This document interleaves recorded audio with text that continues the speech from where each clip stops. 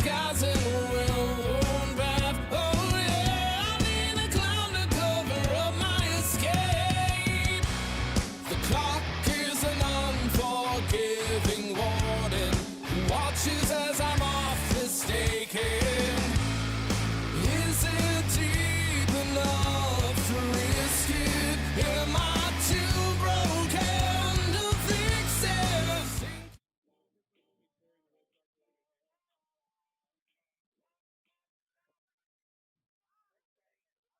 much. First, I'd like to thank Terry and the Red Sox organization for hosting Brantford Minor Baseball tonight. We have so many young athletes that look up to these players and this team, so thank you very much. Brantford Minor Baseball Association is the home of baseball in this town. We've been around for over 75 years, rooted right here in the community, giving local kids a place to step up to the plate, learn the game, and just be part of something great. We're a massive baseball family, and on any given night, you'll see exactly that. We had over 600 kids playing in our recreation league this year. That's hundreds of local families coming together for the love of the game, learning the basics, making lifelong friends, and having a blast on the diamonds. At the same time, we're home to 18 competitive rep teams, traveling the province, representing Brantford with serious hustle, skill, and pride. Whether it's a 4-year-old learning how to run the bases or a rep player chasing a provincial title, BNBA is all about giving every kid in our community a place to play, grow, and fall in love with baseball. Thanks very much, everyone. Once again, give it up for Jay Sinney, VP Brantford Minor Baseball and the coach of the 22U Red Sox, here to represent Brantford Minor Baseball night.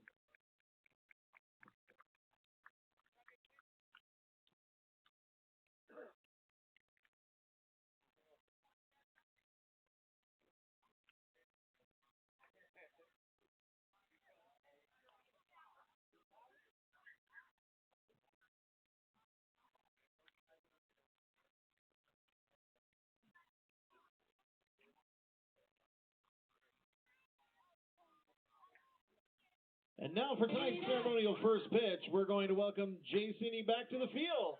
He's going to throw out the first pitch. And he's got a special catcher heading out there with him tonight as well. He's going to throw it in there to Lucas Bateman, who Jay coached in the under-22 Red Sox just about 2 years ago. Give it up for Jay and for Lucas. All right, Jay, it's your pitch. Pretty good, pretty good. Give it up again. Jay Sinney, the VP of Brantford Minor Baseball.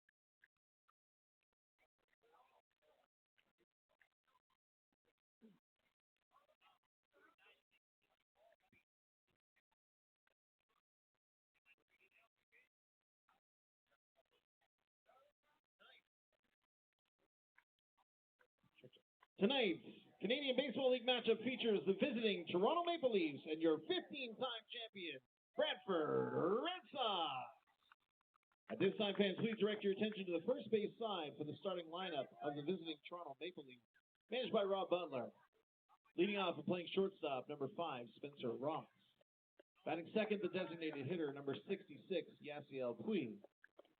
Batting third, the second baseman, number 21, Jordan Mangele. Batting fourth, the center fielder, number 18, J.J. Dutton. Batting fifth, the left fielder, number 19, Dennis Devane.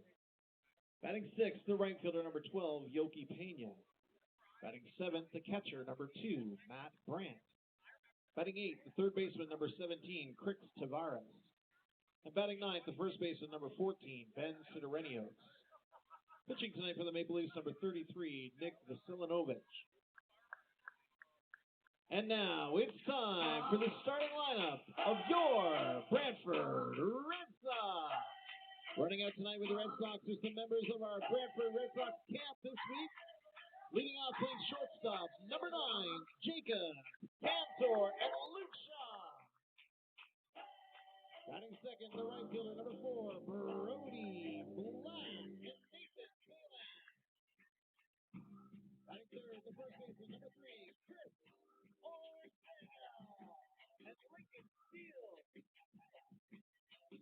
Batting fourth, the catcher, number 17, Andrew Savage. Batting fifth, the third baseman, number 7, Tim Holland with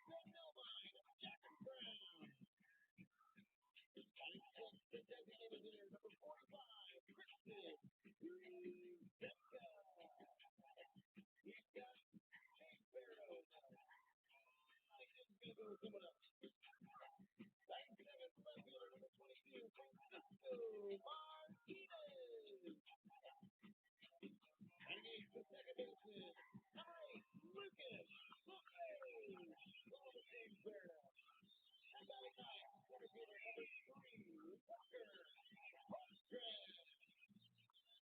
the hill tonight for the Red Sox, number 25, Leandro.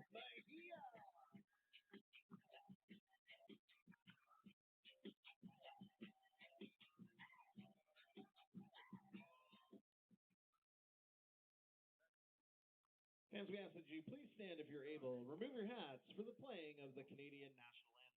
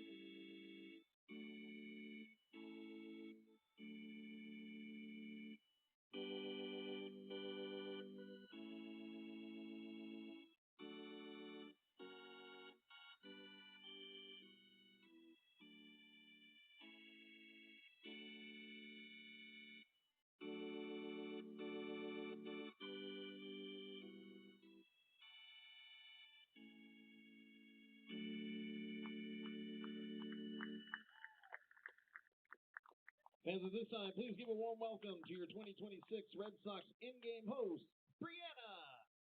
Hey, Brantford, how we doing tonight? Oh, come on, we can do better than that. It's a Friday night. How we doing?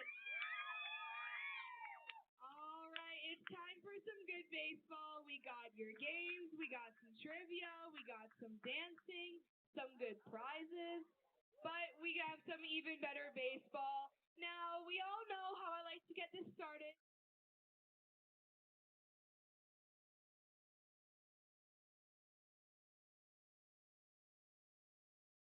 And good evening, baseball fans, and welcome to beautiful Arnold Anderson Stadium here in downtown Brantford, Ontario, for Game 40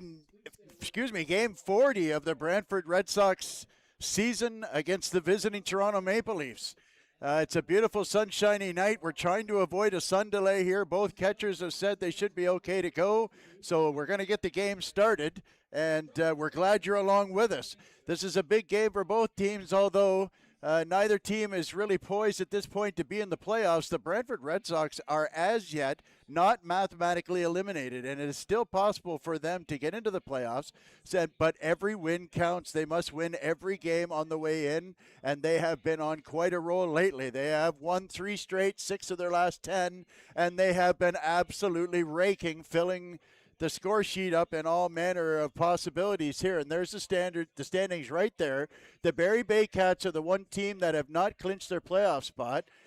Brantford wins their 8 remaining games, including, may I add, 2 against Barrie, both tomorrow up in Barrie and Sunday afternoon back here in Brantford.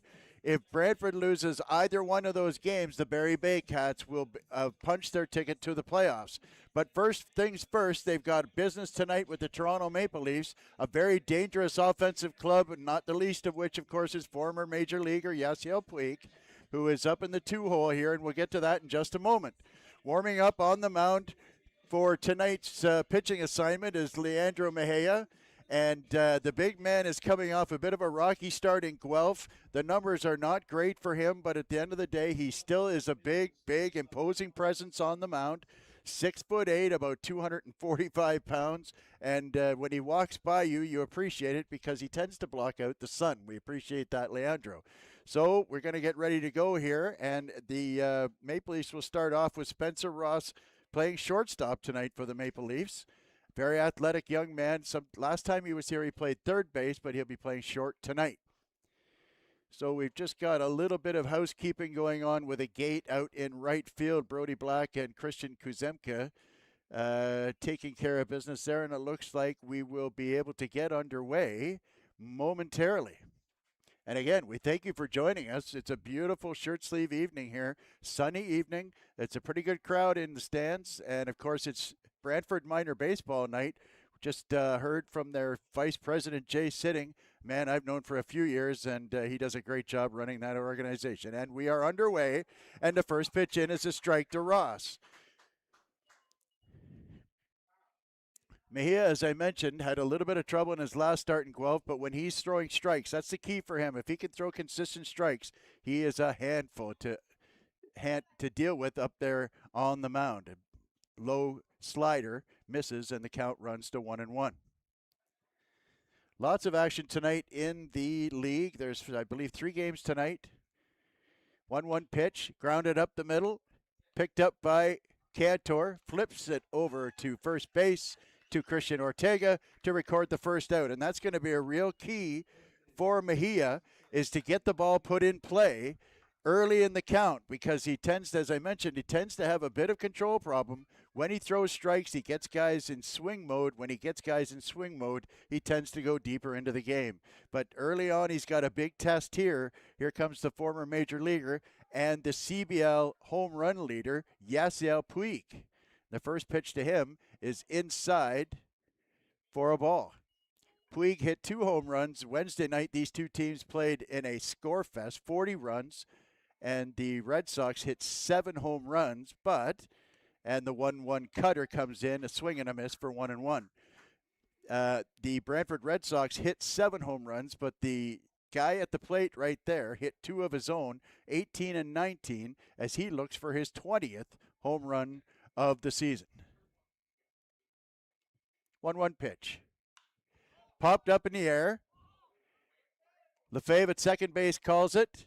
Camps underneath, makes the catch, and there are 2 away. We'll go over the defense for you. For the Brantford Red Sox, we've got Martinez, Hultgren, and Black in the outfield. Holick back off of his hand injury, back at third base. Of course, Jacob Cantor at short. The aforementioned Lefebvre at second base, and Christian Ortega at first, and Andrew Savage behind the plate tonight catching Mejia. The number 3 hitter, Jordan Mondelez, lines one up the first pitch up the middle for a base hit, and the Maple Leafs have their first base runner of the game, although he seems to have a bit of a hitch in his giddy-up, if you will, a bit of a limp there for Mondelez. I'm not sure what's up with that. Here is the Maple Leafs lineup. You've got Ross at short, and then Puig doing the DHing. Mondelez playing second. J.J. Dutton out in center field. DeBanning in left. Pena in right. Brandt behind the plate. Crix Tavares at third base. The first pitch is a ball. And Sidorenios, the first baseman, batting 9. So 2 out. Mondelez at first. And judging by the way he went up to first, I don't anticipate him taking off, but you just never know. Mejia comes set. His first pitch is from the set position. The 1-0 pitch is outside for 2-0. Again, Brantford needs this win. They need every game that is left on their schedule of the 8 in order for them to have a chance to make the playoffs, because the magic number for the Barrie Baycats to clinch a playoff spot is 1. So 2-0, a very conservative leave at first for Mondelez. Up and in for ball 3, just missed the batter. The outfield playing him straight away and deep.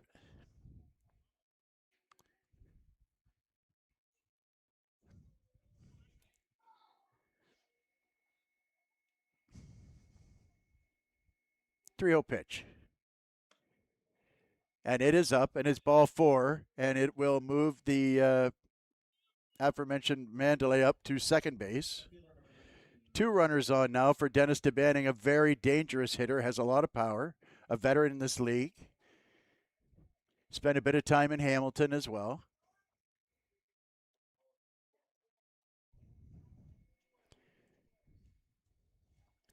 Shadows are coming across the field now. It'll probably take about a half hour, 40 minutes before the plate is shaded from the trees on the outside there at center field. First pitch catches the outside corner at the knees for strike one. Again, Mejia struggles with his control sometimes, but we've seen so far when he throws strikes, he gets quick outs. So we'll see if he can follow that strike up with another one. A swing and it popped up. Ortega having a look, Savage having a look. It'll be Savage, and he hangs on to it for the third out.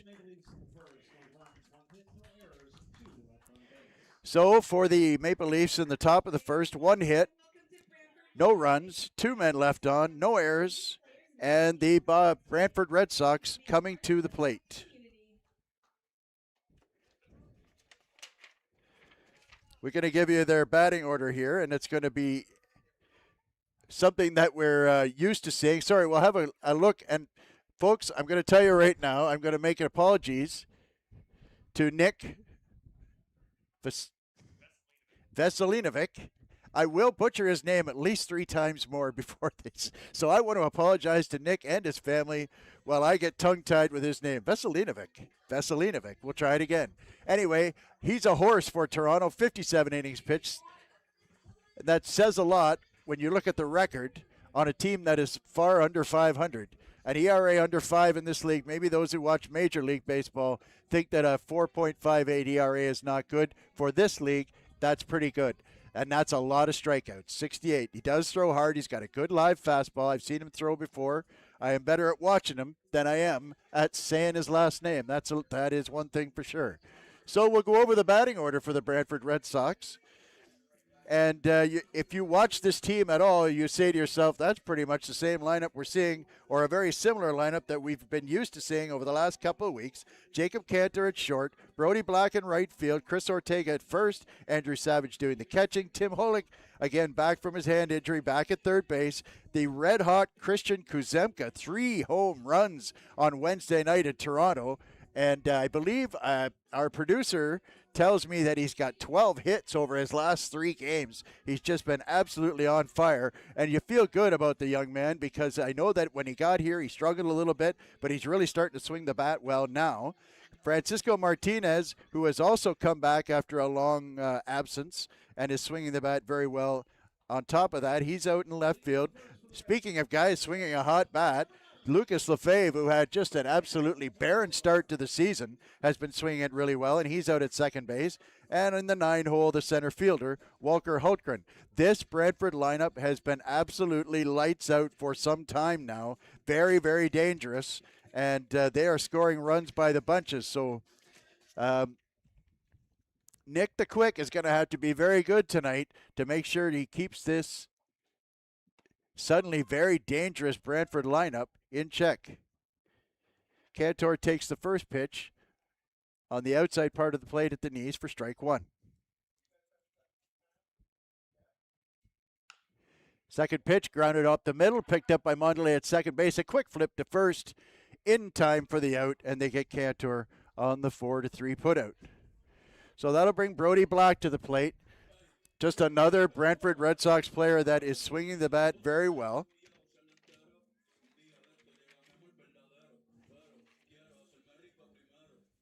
With Chris Ortega on deck.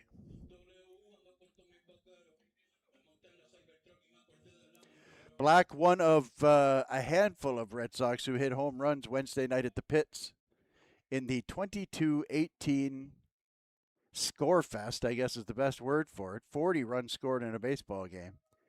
And they made the pits look like a very, very small ballpark. Swinging a foul off, runs the count to 1-1.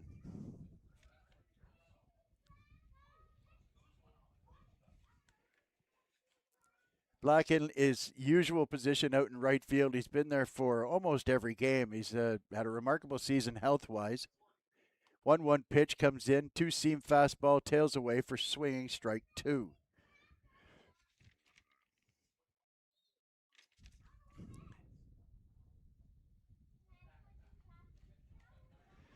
If you're looking for the golden pipes of my partner, Marshall Crocker, he is in the room next to me. He is our producer, director, man of all hats. I see him over there. I think he's wearing 6 or 7 hats right now. Very talented, and we're very lucky to have him around here because even though sometimes I sound like I know what I'm doing, he's the guy that's pushing all the buttons. So when things go right, they usually go right because Marshall said they're going right. 2-2 pitch. Tries to check his swing and cannot. Strike 3. And we have 2 outs. And that will bring the very dangerous Christian Ortega, who leads his team in home runs and RBIs. Last year's RBI leader, a 2-time All-Star. And really, folks, one of the nicest guys I have met in this league. And I've been in this league a few years now. The multi-talented Ortega usually plays first, but he will slide over to second, and he's shown a real aptitude for doing so. And a ground ball to second base.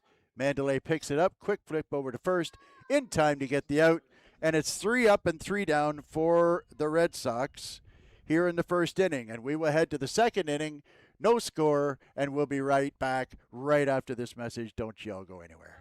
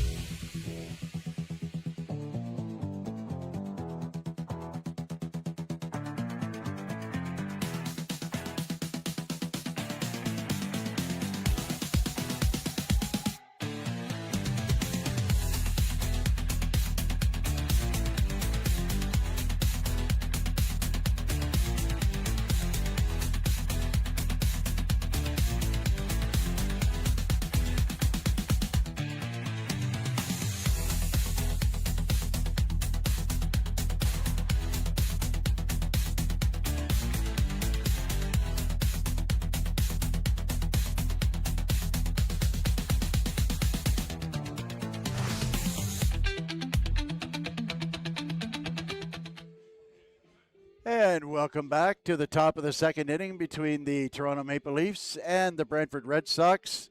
Leandro Mejia, the starting pitcher for the Red Sox, just finishing up his warm-ups. It's a beautiful sunny evening here in downtown Brantford. Beautiful day for baseball. First batter up for the Maple Leafs is the right fielder, Yoki Pena, left-handed batter. Pena, a native of Montreal, Quebec.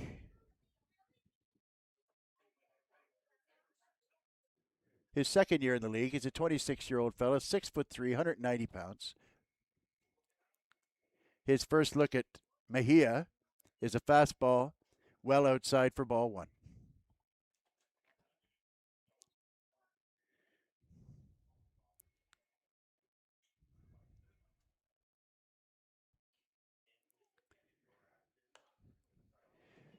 Second pitch is in the same spot as the first one. Mejia's arm looks very live now. That looks like he's got a good 6 to 8 inches of tail on that fastball of his. He's got not quite a 3/4 delivery, but he just drops down a little bit, and it generates its own life on that fastball. The 2-0 pitch is in the dirt, ball 3.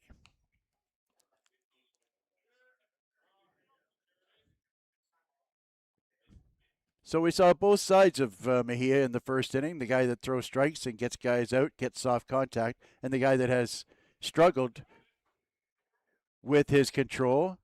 And Mejia gets a call right at the top of the zone at the belt, and the count goes to 3-1.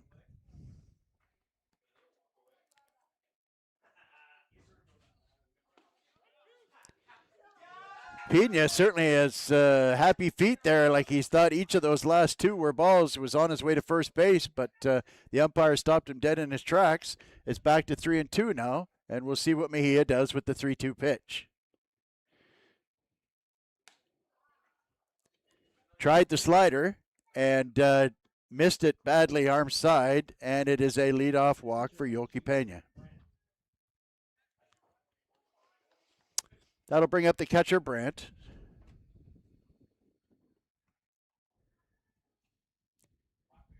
Pena has good speed, but only one stolen base this season.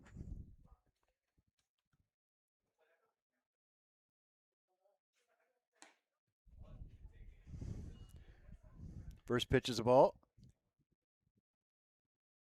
Brant, a native of Queensville, Ontario. Just a young guy, 23 years old.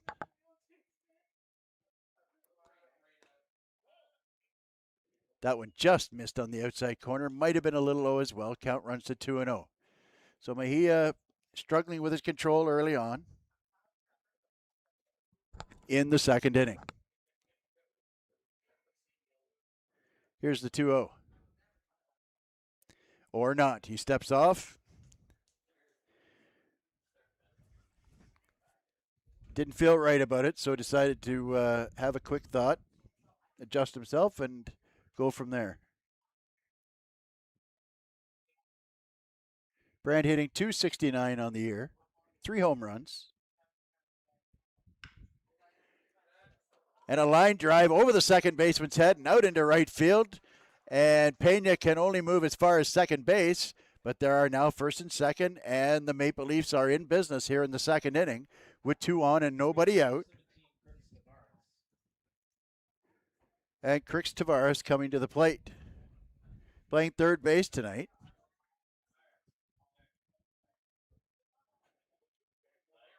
Tavares, an American, a native of Torrance, California, 25 years old.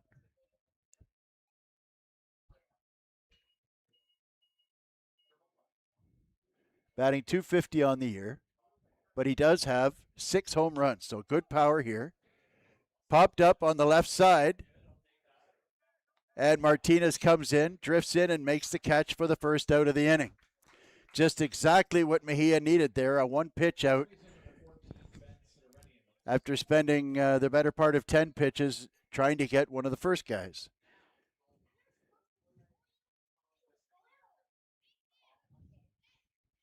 So that'll bring to the plate the 9-hitter Cedarinos. 1 out now. Pena at second, Brant at first. First pitch in is a fastball at the belt, strike 1. That's a real key for Mejia. Get ahead, stay ahead, as the old saying goes.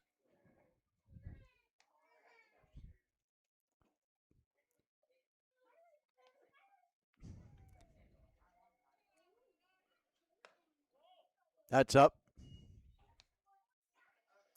And I got to tell you, folks, the sun is right in a position now where it's tough for me to see where the ball goes when it's hit. That's going to be like that for the next 10 or 12 minutes until it hides behind that tree out in center field.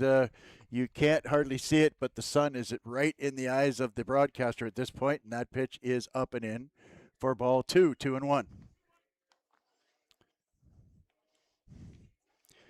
But we will manage. Once the sun is down, we'll be back to normal operating procedures, one would think. Outfield playing Cedarinos straight away. Outside for 3-1, and now Mejia in danger of loading the bases.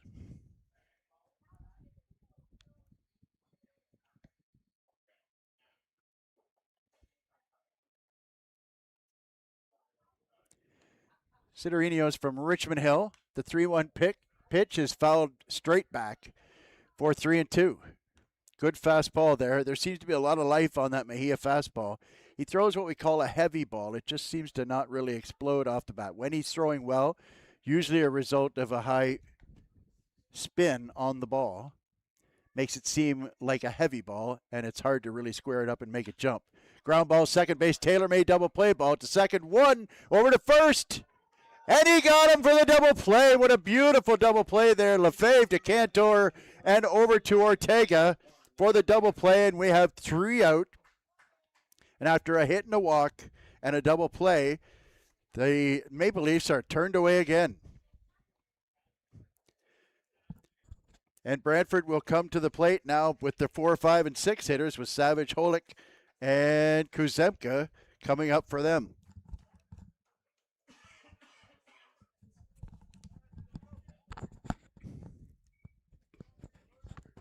It was a bang-bang play at first, but no argument out of the Toronto side.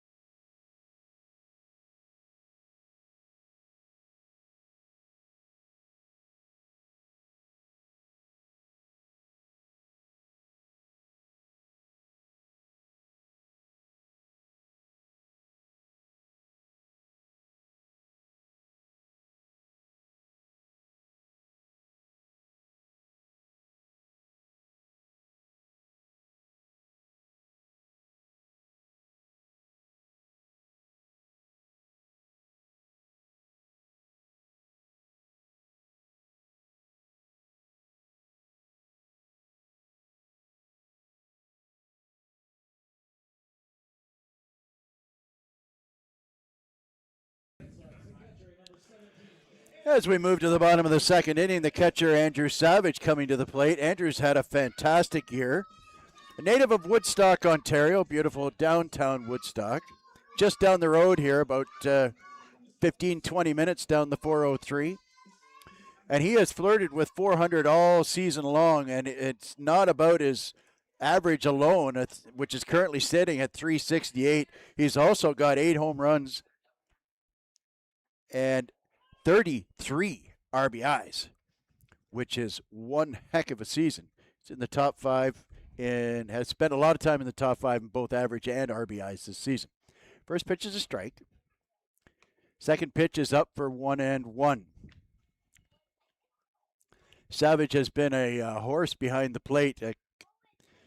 Cassidy Watt caught most of the games, but I can recall a couple of situations this season, and that's in for 2-1, where probably the hottest game of the season, it was during that heat wave that we had in July, and he caught all 9 innings of a game that started about 34 degrees. That's up and in for ball 3. And then later on against Chatham, just about 2 or 3 weeks ago, caught both ends of a 7-inning doubleheader. That, ladies and gentlemen, is a day at the office. That is a long day, regardless of temperature. 3-1 pitch is inside, and it's ball 4. And you know what? I think it actually hit Savage. Either way, it was going to be first base for Savage. You know, while we were off air there, I noticed that Nick the Quick had a lot of trouble with his warm-up pitches. He threw one to the backstop. He bounced a couple, and he even might have crossed up Brant on one as well. I think that's going to actually go down as a hit by pitch officially if you're scoring at home. So here comes Tim Holick, another all-star for Brantford. Although he missed the game due to injury, he was still voted in as an all-star player. Savage, again, is a catcher. Swing and a miss for strike one. Will not run much.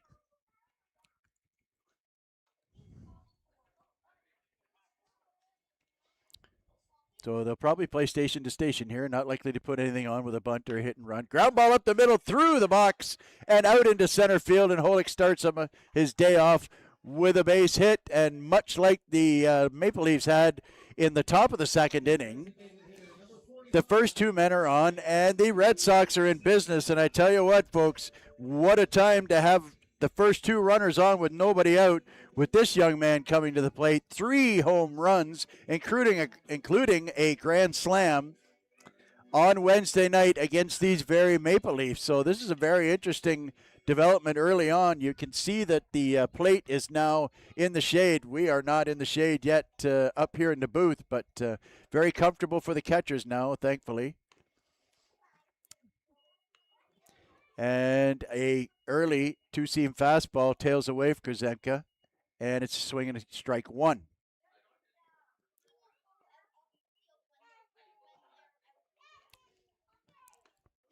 Identical pitch, maybe even further out than the first one, and Kuzemka swings at it as well, and he's not happy with himself there, and you could understand that. There is a lot of life to that two-seam fastball.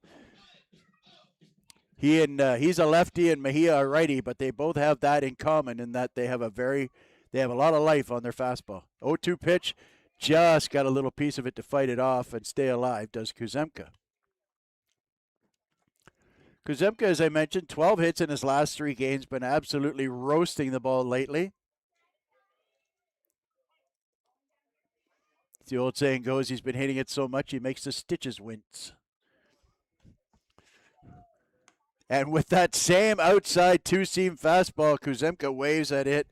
And for all I was talking him up, Nick the Quick says, that's all right, I got this. And he strikes him out on 4 pitches. That is such a nice pitch. He's got, like I said, a good 4 to 6 inches break on that two-seam fastball. Very live.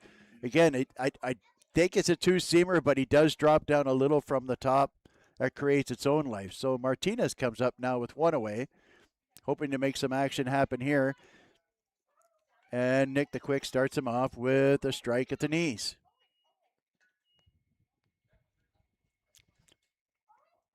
Lucas Lefebvre on deck, the second baseman. Martinez, the 7-hitter. Popped up down the third base line, and it drops in. And they're going to score Savage from second, and they're going to throw it to third, and that's an easy out at third. A little bit too energetic out of Holick there on the short throw, but that does score a run, an RBI, what turns out to be an RBI double for Francisco Martinez. And the Red Sox are on the board, although it cost them an out at third base. Holick, you could see Holick trying to really make things happen there with 1 out. That's not a bad thing to do. That gives the opportunity for a ground ball or a fly ball for Lefebvre to get that second run in. Now, don't be fooled by that 145 average. Lucas Lefebvre really struggled at the start of the season, but has been swinging the bat a lot better lately, and he's brought that average up a whole bunch over the last 2 or 3 weeks. So 2 out now. Martinez out at second base. And the pitch. Fastball up.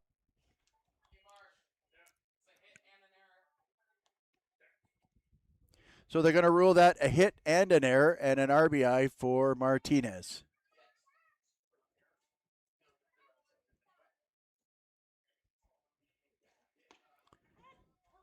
Just caught the knees with that pitch, goes to 1-1.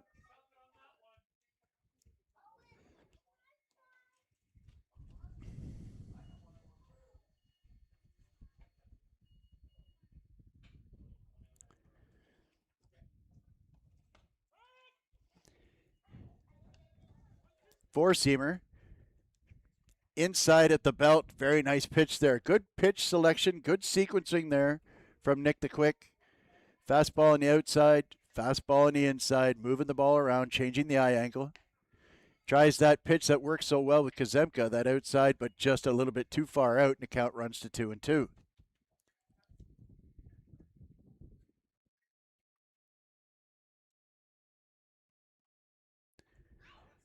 The fave is a BC boy from Coquitlam. 2-2 pitch, fouled and caught by Brant for strike 3, and the Maple Leafs are out of the inning. So 1 run on 2 hits and 1 run left on to go with 1 Toronto error. And the score after 2 complete is 1-0 Brantford, and we will be back right after these brief messages.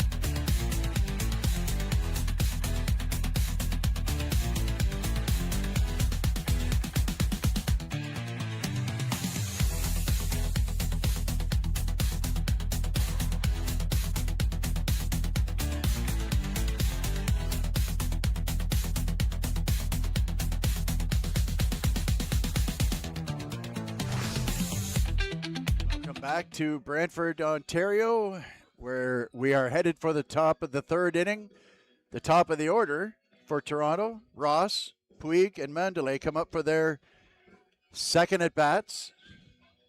Spencer Ross strides to the plate. Mejia has his warm-ups completed. Ross led the game off with a ground ball to shortstop. Jacob Cantor threw him out at first base. Ross is a native of Mississauga, Ontario, just down the road.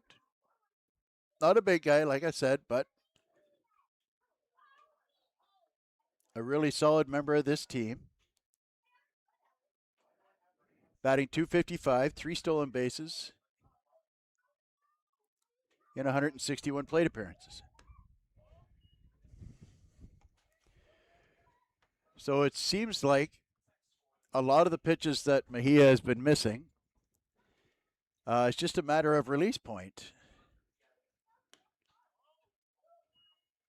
When he's at the throwing at the left-handed hitters, he tends to have the arm kind of lag behind and miss arm side, whereas with the right-handed hitters, tends to pull it a little bit glove side. 2-0. Up and in, count runs to 3-0. Dangerous stuff here with the ever-dangerous Yasiel Puig looming on deck. See if Mejia can get himself back into this at-bat. 3-0 pitch. Nope. Low and in. Ball 4. Walks him on 4 pitches. So up strides the CBL home run leader, 19. And look at those numbers, sports fans. 419 home runs, 48 RBIs in 41 or 2 games. And only struck out 16 times. Generally speaking, if he sees it, he hacks at it. He's not one to really sit around a long time if it's a strike. He's very selective at the plate, but when he sees a strike, he likes to jump on it. Runner goes. Throw down is not good. Yanked a bit by Savage, and that's a stolen base for Ross. Always an interesting proposition, isn't it, stealing a base when you have the CBL home run leader at the plate. And right away, Savage kind of looks into the bench and says, hey, do you want to put this guy on, or what do you want to do there? But they're going to pitch to him. You pitch Yasiel Puig kind of like you feed a snake, very carefully. Check swing, did not go. Count runs to 2-0.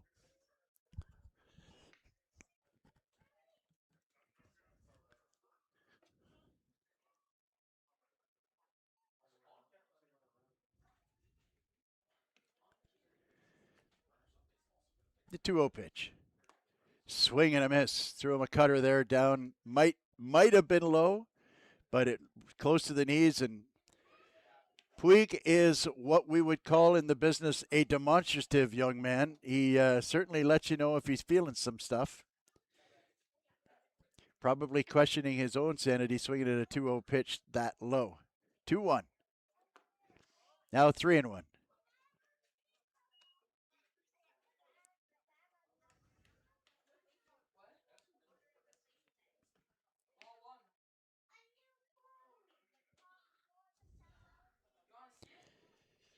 Mejia understandably pitching him carefully with an empty base here.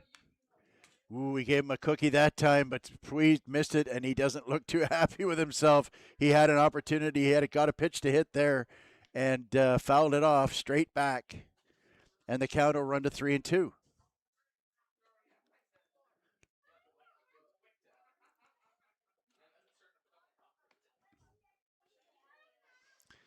Still be very careful here. 3-2 pitch. It's hit in the air to center field. Hultgren is under it, grabs it. Runner's tagging.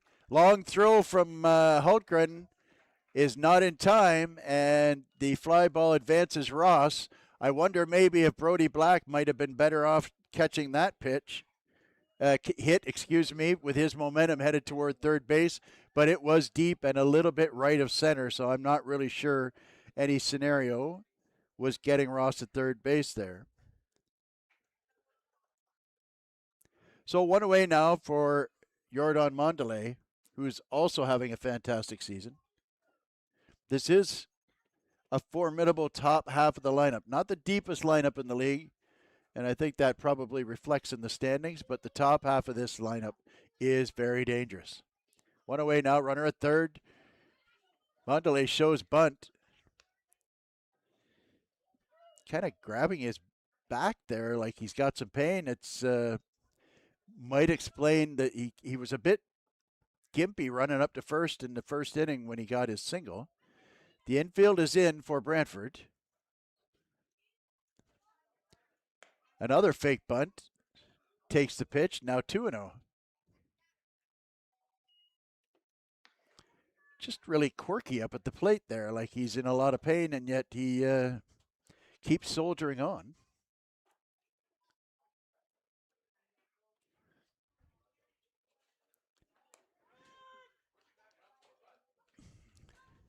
Not really sure what Mondelez is up there. He's kind of fake bunted every one of the three pitches, and yet at the same time not really showing any interest in actually bunting. So it's a bit of a weird thing here. Fouled off to the right-hand side as he makes the bullpen bail, but right at the 4-foot fence over there. And it runs the count to 2-2.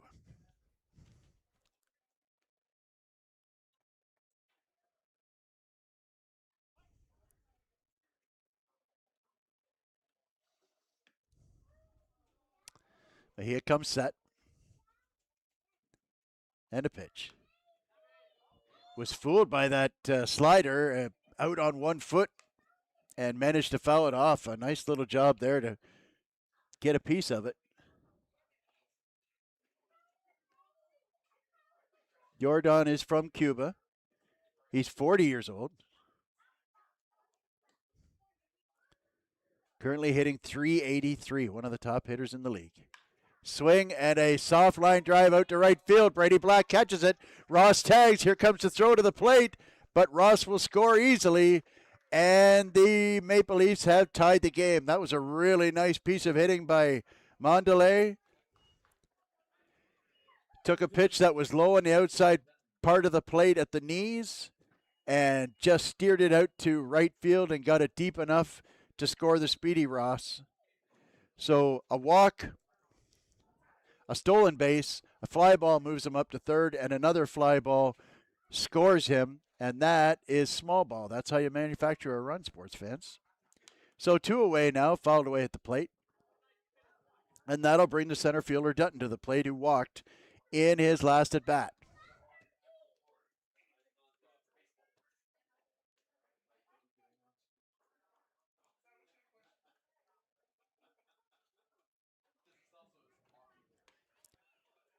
Swing and a miss for strike two. Dutton is a hometown boy. He's from Toronto.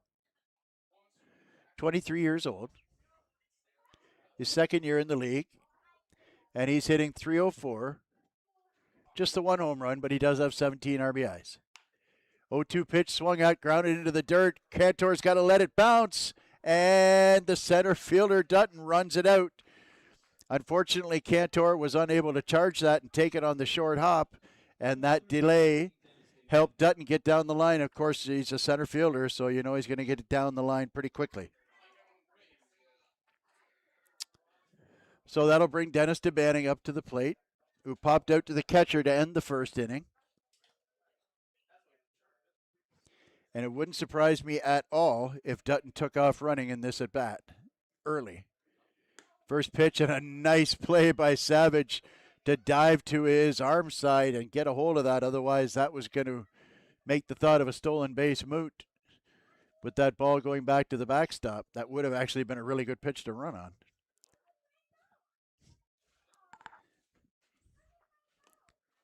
In the dirt, and it bounces away from Savage, goes between the umpire's legs and out of the cutout, which makes an easy advance for Dutton, now in scoring position, and runs the count to 2-0. So Dave Banning just with the good wheels on second, you'd think probably just needs a single through the infield here to give Toronto the lead.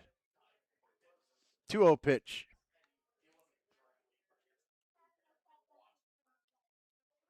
Swing and a miss on a fastball on the inside part of the plate. And the count goes to 2-1. The sun has now gone down behind the trees, and it's a relief to all the catchers and your humbled aerator. Which makes it a lot easier to see things, and it actually cools things down here. So there's the 2-1 pitch. Busts him inside again, tied him up, and Dave Banning fists it over the fence and into the first base bleachers. And that'll run the count to 2-2. That's a really good location for Mejia if he wants to keep attacking that part of the zone. Dave Banning is a big, strong guy, and he likes to get those arms extended. He's having trouble handling that inside pitch. They go back outside, and he fouls it off over into the other diamond on the other side of the parking lot, first base side. So the count remains 2-2.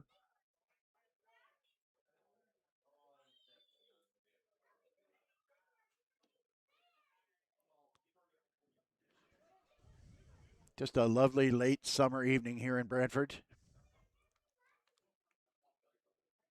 2-2 pitch. Inside again, and he gets the swing and miss for strike three and gets out of the inning. So that is one run on one hit on the manufactured run scored by Ross, and the sacrifice fly by Jordan Mondelez ties the game up at 1. And we will head to the bottom of the third inning.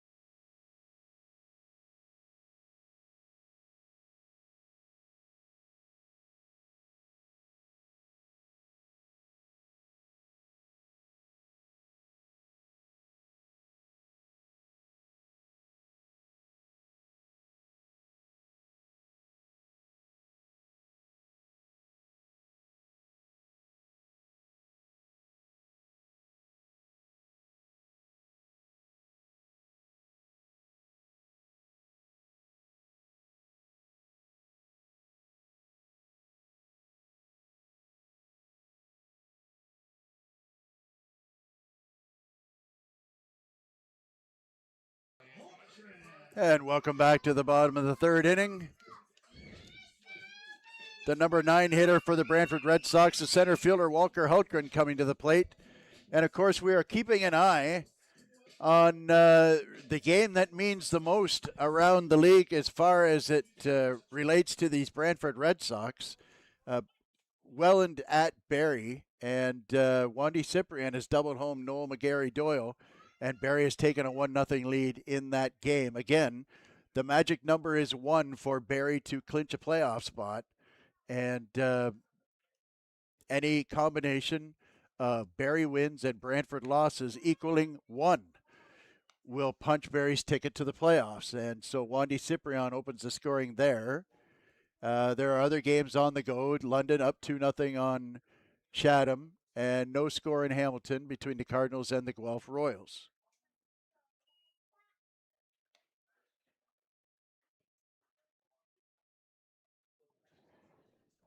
So Hultgren batting .228 on the season. 2-1 pitch, swinging and a miss, strike 2.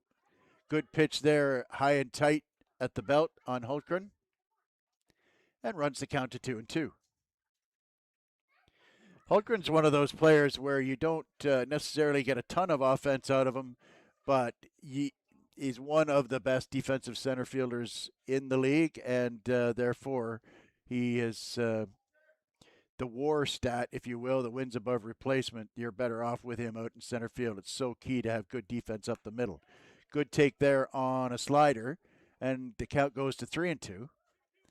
And at the very least, if you're not going to get hits, have good at bats, and 6-pitch at bat qualifies under that moniker.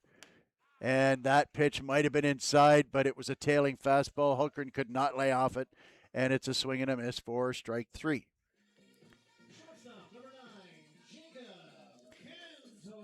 And now you get an idea why going into the game, Nick the Quick has 68 strikeouts in 57 innings. That's his 4th one tonight. Once through the order, he's seen 9 hitters, and he struck 4 of them out. So he's got a big arm, that live fastball, and he has very, very good location on it. So back to the top of the order now. Jacob Cantor swings at the first pitch, fouls it straight back at the catcher, who got it in the face. Ooh, thankfully, Brant looks like he's okay. Cantor grounded out to the second baseman in his first at bat. Mondelez usually plays short, and judging by his demeanor at the plate, I would say it's probably safe to say that Mondelez is playing a little bit banged up right now. He looked like he had a little bit of a limp on his way to first base on his base hit, and he was tugging at his back a little bit in his second at bat. And a line drive to short, and right at Spencer Ross at shortstop. So unlucky for Jacob Cantor, but good positioning.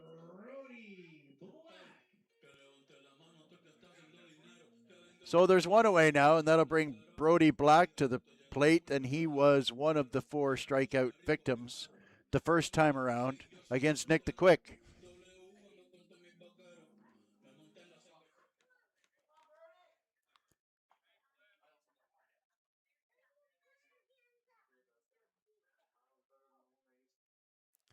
Black having a fantastic season. He's a native of Toronto. The son of the famous broadcaster Bud Black. Rod Black, excuse me. Bud Black was a major league pitcher. Excuse me. I apologize, Rod, for that. Brody batting .288. 11 home runs, 30 RBIs, and 14 stolen bases. So that mixture of power and speed, that's such a rarity in this game. 1-1 pitch, ground ball foul down the third base line. Greg Rapp does his very best Olay impression and lets the ball go by on his right side. So the count's 1-2.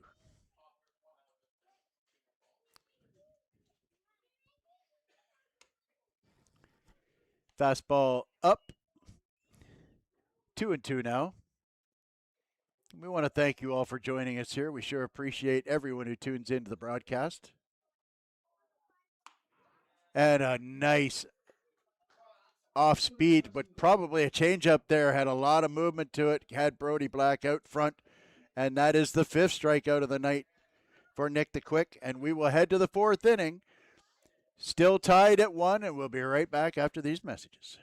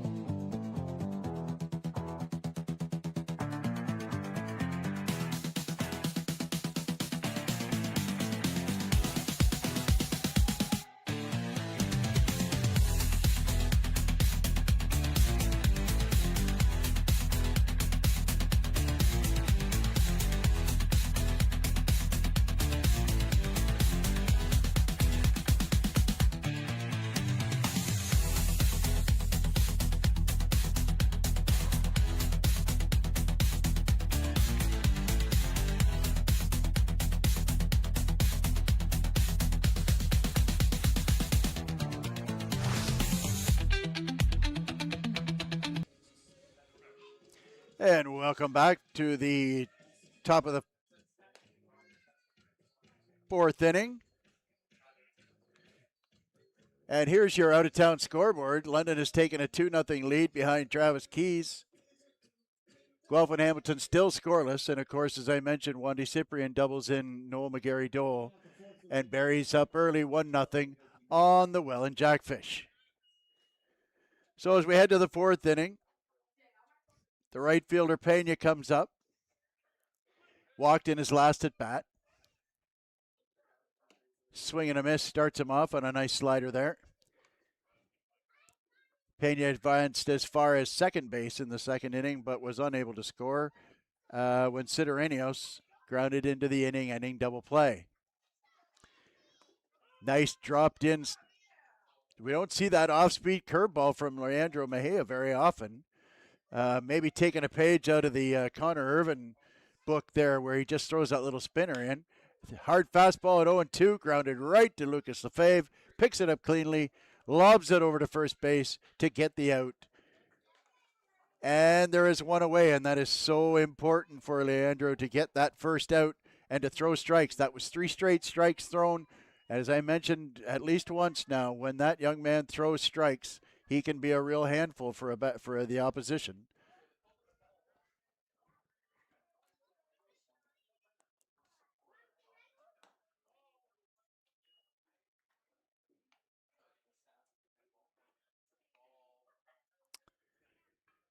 Mejia's number is 11.53 on the ERA. The problem always is walks. Swing and a foul. Goes to the count of 1-1. 28 walks in 34 and a third innings. And the one stat that we don't see there's a called strike 2, is the hit batsman. And I don't have that stat handy, but when you add the walks to the hit batsman, it really adds up. 1-2 pitch into the strike zone, fouled off out of play on the third base side. Unfortunately, I don't have those stats available to me currently, but knowing full well that he's hit a few guys, it's pretty much a walk-in inning when you include the hit batsman, and a nice slider there on 1-2 to get Brant for the second out for his second strikeout of the evening. But that's other nights, and this is tonight. He has walked a couple, 3 all told. But he's making the pitches he needs to make. And really, the one run that Toronto has was without a hit, a walk, stolen base, a fly ball, and a sac fly. So he's hit 10 batters thanks to our crack statistician and man of many hats, Marshall Crocker. And another first pitch strike to a Toronto hitter to Crix Tavares, who flew out to left field in his first at bat. So you take the 28 walks, add in the 10 hit batsmen, that's 38 free passes and 34 and a third, and you can pretty much get an idea why sometimes Mejia runs into some trouble. Another strike, though, that's not the thing. That's not going on this inning, that's for sure. 0-2 to Tavares, and Mejia throwing very hard right now and is mixing in that little off-speed curveball. We started seeing that out of Connor Irvin a couple of weeks ago, and that's been a real key to his recent success. And Mejia looks to be joining in on the fun. Would be cool to see it right here, actually. Little hesitation move. And he tries to throw that slider, and as we've seen a couple of times, he just gets a little quick, and the arm gets behind his motion and messes with his release point. So a waste pitch, as it were, runs a count to 1-2. Ground ball foul on the first base side. Came inside with the fastball there. So he's got him set up for a couple of things now. He's used to seeing that inside pitch, and he could certainly throw an inside slider and try and get a swing and miss there. He could dot the eye on the fastball on the outside part of the plate as well. We'll see what he does. Fastball comes in. Not really sure that's what he was trying to do, but in he came anyway, nonetheless. And it runs the count to 2-2. So he's got an opportunity to get out of the inning here if he can throw a good pitch. Crowd roaring its approval. Swing and a miss. Bounces in the dirt. The quick throw down to first by Salvage. Caught by Ortega. Steps on first. And 3 outs. And what a nice inning there for Leandro Mejia, getting Pena on the first pitch ground out and then a pair of strikeouts. And so we go to the bottom of the 4th inning. And the score is still 1-1 between the Leafs and the Brantford Red Sox. And again, sports fans, we're keeping an eye on the action going on around the league. All action begins at 2 p.m. with gates opening at 1 p.m. for games and activities. And there's the standings there, as we mentioned. 24 and 18, Barrie Bay Cats. 16 and 24, Brantford Red Sox. Still mathematically in it. So let's take a little bit of a look now at the top, where you've got that logjam for first place. It's only a game difference between London and Welland. So it's not like Welland doesn't have anything to play for in Barrie tonight. They want to get first place. They want to get home field throughout the playoffs. And if you draw like Welland draws, it makes perfectly good sense to get home field and get those extra home dates. The next little mishmash we've got is those next 3 teams who, Hamilton and Guelph and Barrie, that only have a game and a half separating the 3 of them. And keep in mind, folks, 5 teams make the playoffs. The top 3 are in. 4 and 5 have a 1-game play-in to face the number 1 seed. So it's not just important to make the playoffs. It's important to get into 3rd so you don't have to play in the play-in game. Because that's a double whammy. Obviously, you could lose the game and be put out. But on top of that, you probably have to use your ace, which means he won't be available for game 1 against the number 1 seed in the playoffs. So we head to the bottom of the 4th. And the 3-hitter, Christian Ortega, comes to the plate. He grounded out to second base in his first at bat. Pops up the first pitch. Who's going to take charge? Looks like Ross will. He gets underneath it. And so Ortega's seen 2 pitches, ground one into second base and popped one out to the shortstop.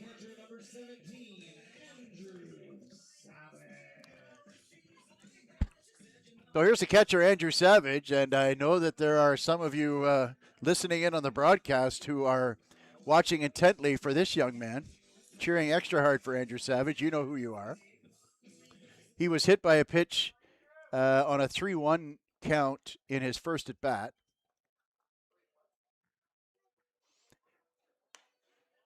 Takes ball 1, and he came around to score on the Martinez double.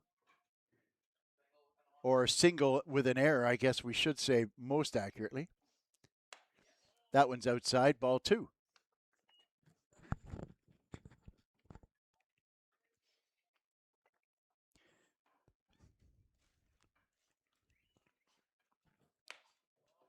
That one's in pretty much the same spot as the last one. And the count runs to 3-0. Nick the Quick just has not had much to offer to Andrew Savage. He walked him on 5 pitches in the first at bat, so he's seen 8 pitches, 7 of them balls. There's a strike. Run the count to 3-1. Maybe a 3-0 gift a little bit there. It might have been at the hollow of the knees. Tough to tell from my vantage point.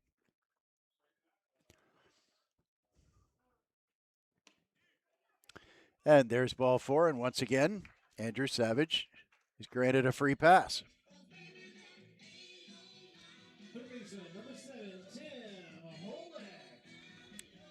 And up comes Tim Holick for his second at bat. The number 5 hitter plays third base for the Brantford Red Sox. Had a base hit up the middle in his first at bat in the second inning. Savage, as I mentioned, does not run real well. He colloquially runs like a catcher. Pitch is fouled straight back to the fence.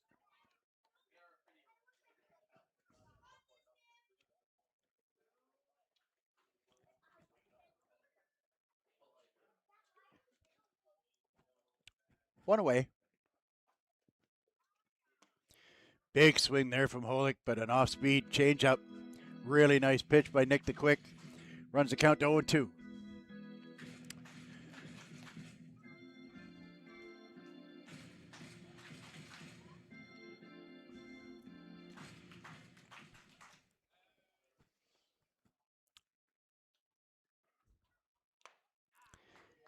Swing and a tip, but caught by the catcher, so strike 3, and Holick goes down on 3 pitches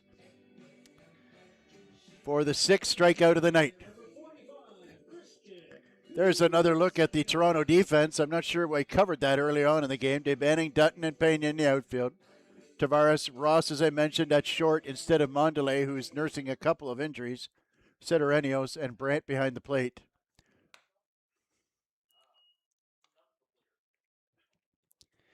And a swing and a miss to Kuzemka. As hot as he's been, he's seen 4 pitches from Nick the Quick, and he has not looked good on any of them, frankly. He is really pitching Kuzemka tough. 0-2 now. Some guys, you just had the numbers. Sometimes it doesn't matter how hot a hitter you are. Some guys have you. And Nick the Quick sure looks like he's got a number on Kuzemka. We'll see if Christian can turn it around here.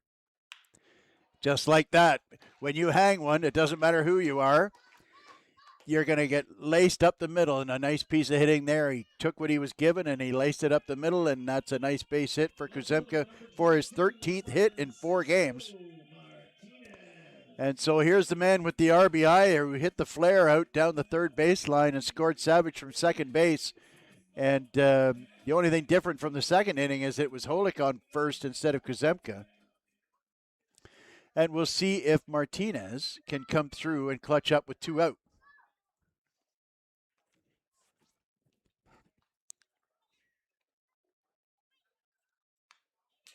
Fouled straight back, had a good look at that pitch, and he's not happy with himself. He thought he had a pitch to hit there and fouled it straight back.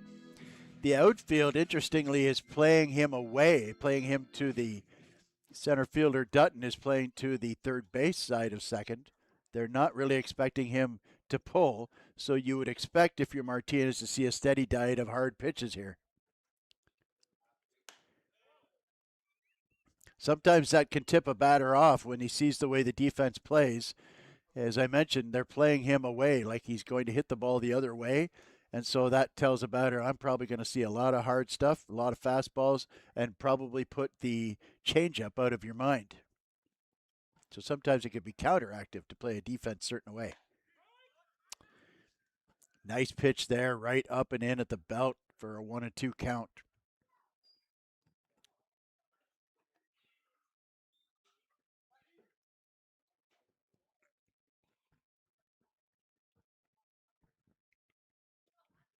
Here's the 1-2.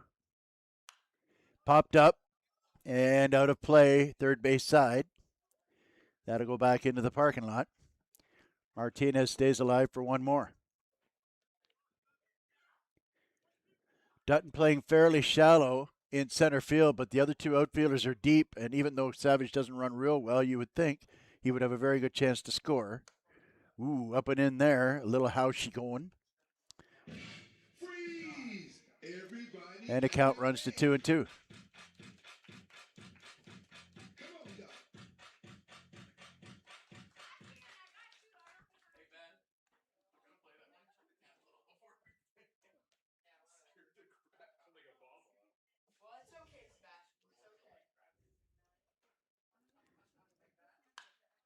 Swinging a fly ball out to left field, fairly deep, but the catch is made. Red Sox in the fourth, no runs, 1 hit, no errors, and 2 left on base. And that will end the inning. So, 1 hit, 2 runners left, no runs, and we head to the 5th inning, and the score is still 1-1, and we shall be back in a moment or so.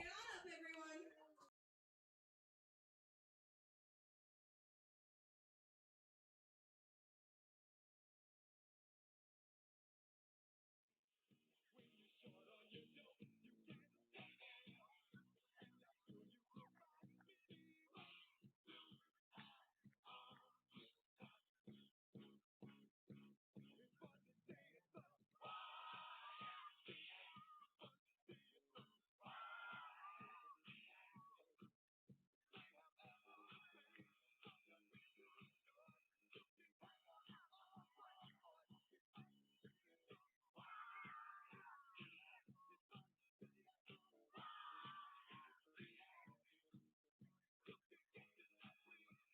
Bonvoy is proudly Canadian with 52 fresh market locations across Ontario, including right here at 240 King George Road, open 8 a.m. to 9 p.m. on weekdays and 8 a.m. to 8 p.m. on weekends. For the freshest produce, selection of curated goods, and much more, Farm Boy.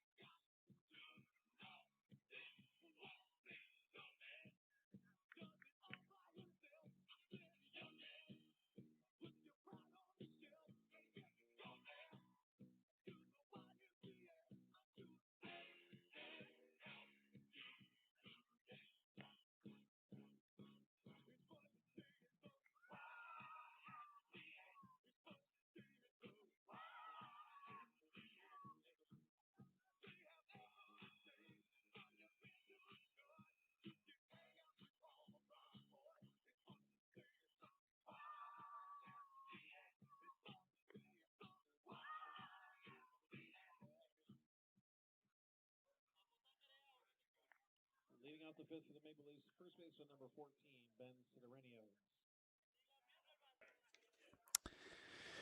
And welcome back to the top of the 5th inning, and still tied 1-1, and it is Sidorenios, the first baseman, up for Toronto, grounded into a double play his last at bat. Leandro Mejia looking very good last inning, got a first pitch ground ball and 2 strikeouts in a 3-up, 3-down inning. Brantford's hoping for more of the same there. Starts off with a strike, first pitch ground ball, this time to Cantor, throws it across the diamond to Ortega, and they get 1 out. 1 pitch and 1 out. I'm a big fan of pitchers who get 1 out with 1 pitch. Shortstop number 5, Spencer Ross. So we'll go back to the top of the order, and Spencer Ross, who grounded out to Cantor in his first at bat and walked and scored in his second at bat in the 3rd inning. So we have a very much the antithesis of Wednesday night's game, where we had 40 runs scored, and what must have seemed like I don't know, I was in bed by that time, but what must have been the most endless ninth inning in history, where I believe 12 of those 40 runs were scored, 7 for Brantford and 5 for Toronto,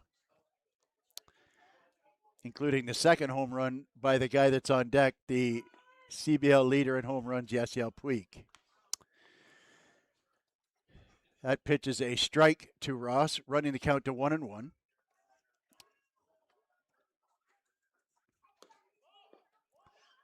Low and outside for ball 2. Very important to go at the hitter ahead of the next two guys in the order being Puig and Mandalay. But now 3-1 to Ross. And Mejia in danger of really flirting with, once again, putting the runner on in front of the big man. So we'll see what he does on 3-1. And high and tight, and he walked him again.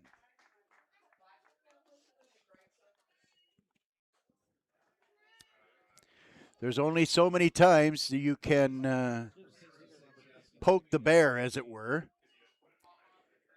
because everybody knows that one mistake, and this gentleman can put the ball into a lunar type of orbit.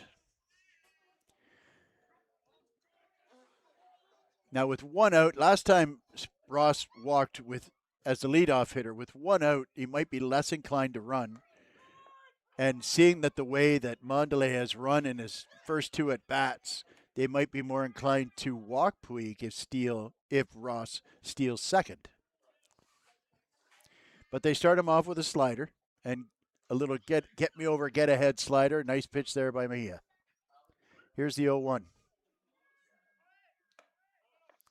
Up above the belt to level the count at 1-1. Ross with a bit of a bluff at first base there. I feel like he probably could steal Leandro Mejia. 6'8" guys generally are not real quick to the plate. A throw over there.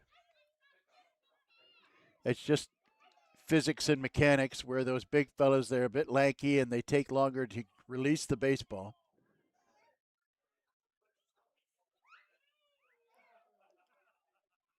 Here's the 1-1. Runner goes, throw down, is thrown away, and it goes out into right field, and Ross is going to go all the way to third base and make the turn, and he's going to try and score. No, they held him up. He came around hot there. It would have been very ambitious to try and score on that play, but they had the big turn just in case Black didn't pick that ball up cleanly, and so a big mistake there. Somewhere between Savage and Lefebvre, unable to make the connection there, and the ball goes out into right field. And Hultgren was there to back up the throw, but very, very rarely does a ball go off the side of a glove and head out into right field. And so Black was pressed into action there. And so now you're in a difficult situation. The exit velocity on Yasiel Puig really inhibits the thought of bringing an infield into the grass. And that pitch is up, and that's going to be a 3-1 count now, and that's now's a situation where you really have to be careful, because even a fly ball now will give Toronto the lead. Here's the 3-1. Grounded up the middle for an easy base hit for Puig, and you really had to wonder why they were going to pitch to him in that situation with a 3-1 count. All he had to do was just reach out and stroke one into center field, and the Toronto Maple Leafs take the lead 2-1.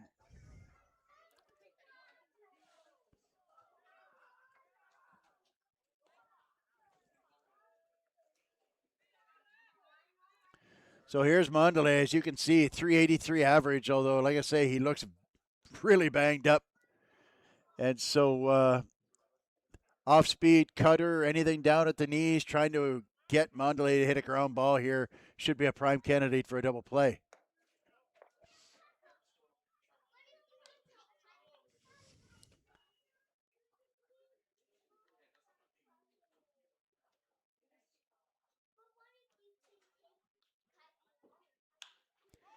Popped up in the shallow outfield. Brody Black and Hultgren both coming in. Hultgren makes the catch. And we have two away. That'll bring Dutton to the plate. Center fielder. He's been on base both times. He walked his first trip, got a base hit in his second. And he's up here now with two out. And Yasiel Puig is on first base. Up to date now, as we mentioned, Dutton hitting over 300. First pitch on the outside part of the plate for strike one. Those of you around the league, were you fans of the Toronto Maple Leafs or the Brantford Red Sox or just CBL fans in general, we sure appreciate you tuning in. Here's the 0-1. Swing and a pop-up over to left, right field. Black's got a long way to run, and he makes the catch on the baseline to record the third out and retire the side. And so you've got one run on one hit, and one runner left on base, and we head to the bottom of the fifth inning, and it's now 2-1 for Toronto, and we'll be right back for the start of the bottom of the fifth, and we'll check our out-of-town scores and give you an update there. Okay, folks? 10. 2-0 on the Guelph Royals in the bottom of the third. In Barrie, it's Baycats 1, Jackfish 0 in the bottom of the third. And in the city that never sleeps, the Blue Jays are down 2-0 in the bottom of the fourth. Stay connected with the CBL. Visit the CBL website at cbl.ca or visit us on socials, Facebook and Instagram. Catch all the action from around the league. Fans, also don't forget to get your 50-50 tickets. Draw will take place at the bottom of the seventh inning. And don't forget the foul balls must be returned to the concession stand. Receive a free beer, bag, and chips of your choice. And just a reminder, fans, that the merchandise stand will be closing at the end of the eighth inning. If you're looking for hats, jerseys, hoodies, or souvenirs, make sure you stop by before the eighth inning ends.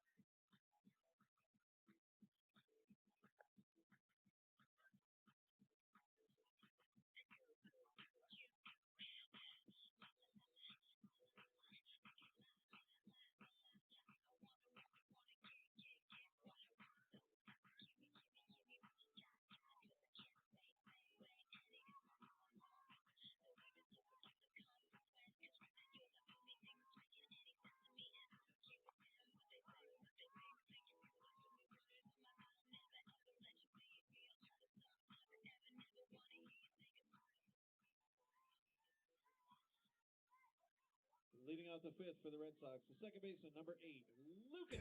And here we go at the bottom of the fifth inning, and batting up first, here is the second baseman, Lucan Lefebvre, up for his second at-bat of the evening.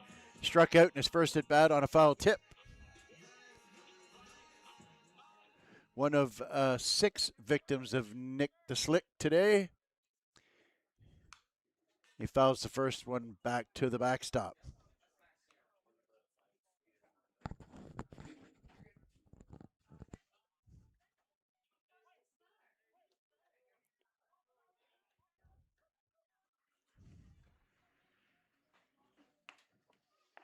Swing and a miss for strike 2.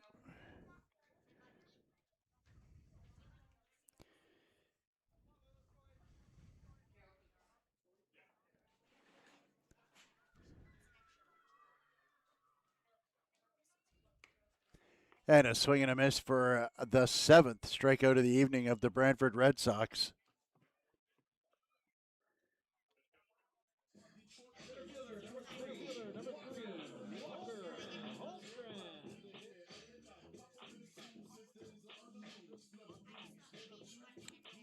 Quick update now. Hamilton has gone up 2-0 on the Guelph Royals. Still 1-0 in the bottom of the third, Barrie over Welland. And on to the bottom of the fourth, then it's still 2-0 for the London Majors over the visiting Chatham-Kent Barnstormers. Here comes Walker Hultgren for his second at-bat. He also struck out in his first at-bat.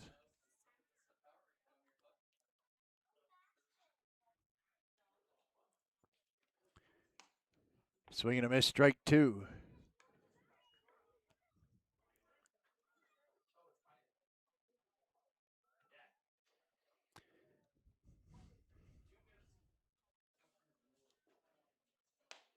And a swing and a miss for strike 3. Nick the Quick overpowering here in the 5th inning.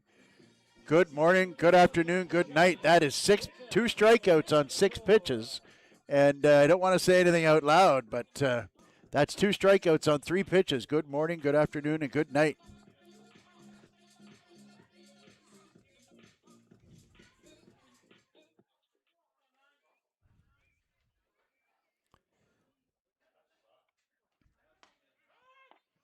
Strike 1 catches the inside part of the plate at the knees.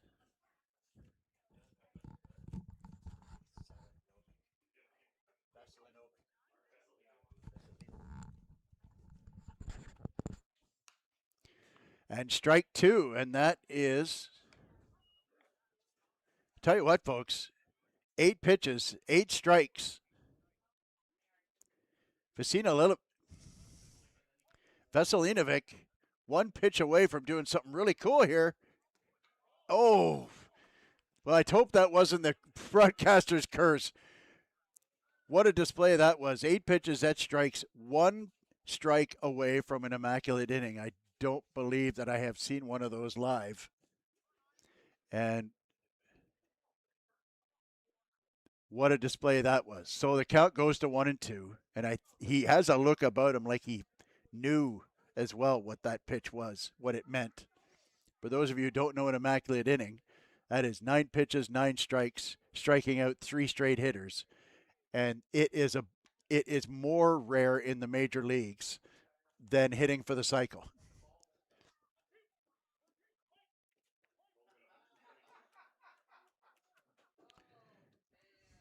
1-2 pitch. Just a bit up. Good take there by Cantor. Runs the count to 2-2.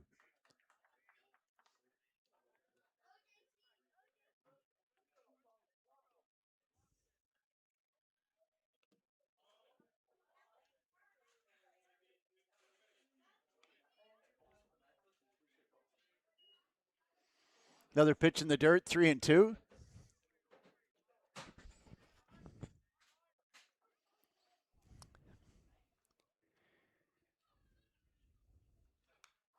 Fouled off again. Very nicely done. Great at bat here by Cantor, fighting it off.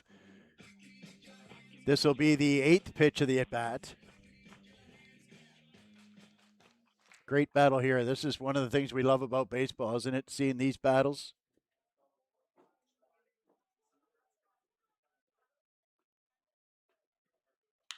Ripped to left field and caught on a shoestrings by Dave Banning.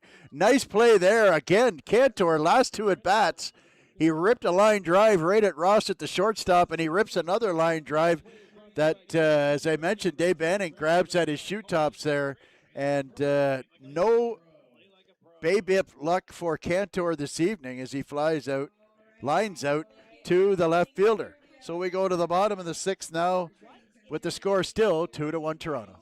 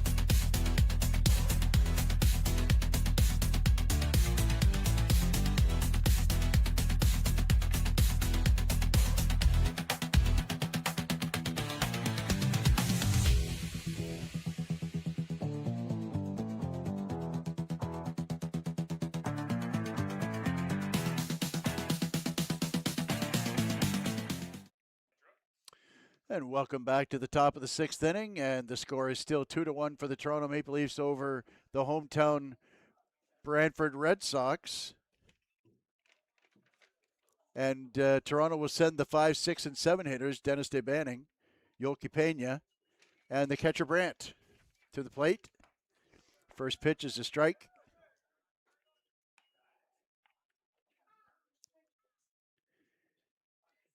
What a performance by Veselinovic. 8 strikeouts through 5 innings on only 56 pitches, overpowering the last couple innings. It's turned into a very nice summer evening. Just see the remnants of the sunset behind the trees there to the west. Swing and a miss makes it 1-2. Again, we sure appreciate you folks being with us on a shirt sleeve evening here in Brantford.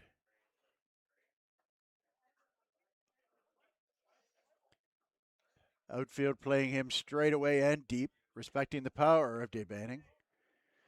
Slider comes outside and squares the count at 2. So that was the 82nd pitch of the inning for Mejia, and we're just starting now. Fouled straight back to stay at 2-2. The bullpen catcher headed down there, and just a little bit of stirring going on.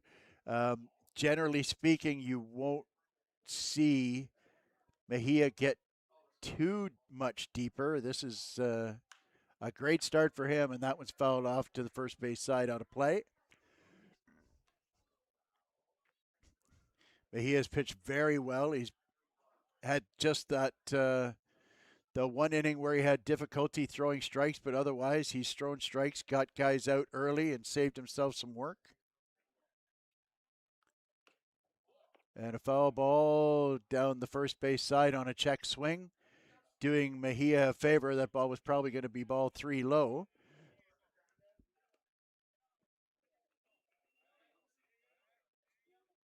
And the count will remain 2-2.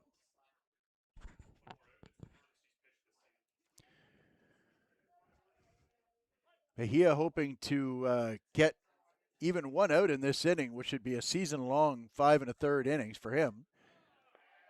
And a swing and a miss, and popped out of the glove and thrown down to first to record the out. And congratulations to Leandro Mejia, who matches a season-long outing of 5 1/3 innings tonight. And like I say, he's been fantastic. Just that one inning, and even the runs that they've gotten. A walk and a fly ball, a walk, a stolen base, and 2 fly balls for one, and then a hit, a walk, and then a hit on an error on a run. We have to say it's an earned run. We have to think that he would have scored from second, regardless of the error that moved him from second to third after the stolen base. So that brings Yoki Pena, the right fielder, to the plate, and he is 0 for 1, with a walk and a ground ball out to second base.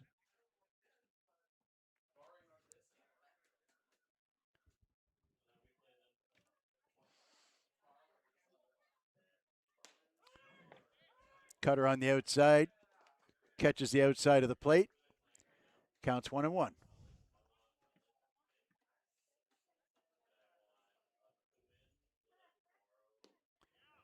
Nice take there, checks the swing.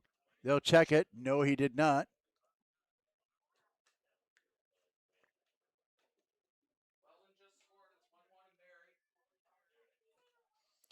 Just got told that Welland has tied the score up in Barrie at 1 in the top of the 4th inning.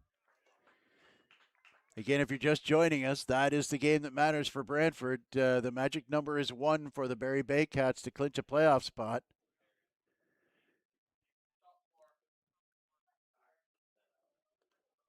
Pitch bounces, the 2-2 pitch bounces in the dirt, and paraphernalia flying everywhere on Savage. He might have bought that one in the back of the hand. And there it is there, the update. Further 3 now, Hamilton 3-0 over Guelph. Still 2-0 in the bottom of the 5th in London over Chatham. And as we mentioned, it's actually in the top of the 4th, not the bottom of the 3rd, that Welland has scored and tied that game. And that's the one that matters for Red Sox fans. That, of course, and this one here.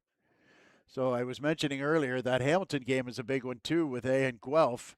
There's been about a 2.5, 3 game open lead opened up with the first 2 teams to secure those playoff spots. And the third one is still up for grabs. Here's the 2-2 pitch, ground ball just fouled on the third base line. With the top 5 teams making the playoffs, the third place team locks up their spot and will take on the 2 seed. The 4 and 5 seed, the 5 seed will visit the 4 seed for a 1-game play-in for the right to play the number 1 seed. 3-2 pitch, bounces in the dirt. That's a walk for Pena. Savage will have to go get it. as it is a live ball, and that's a 1-out walk,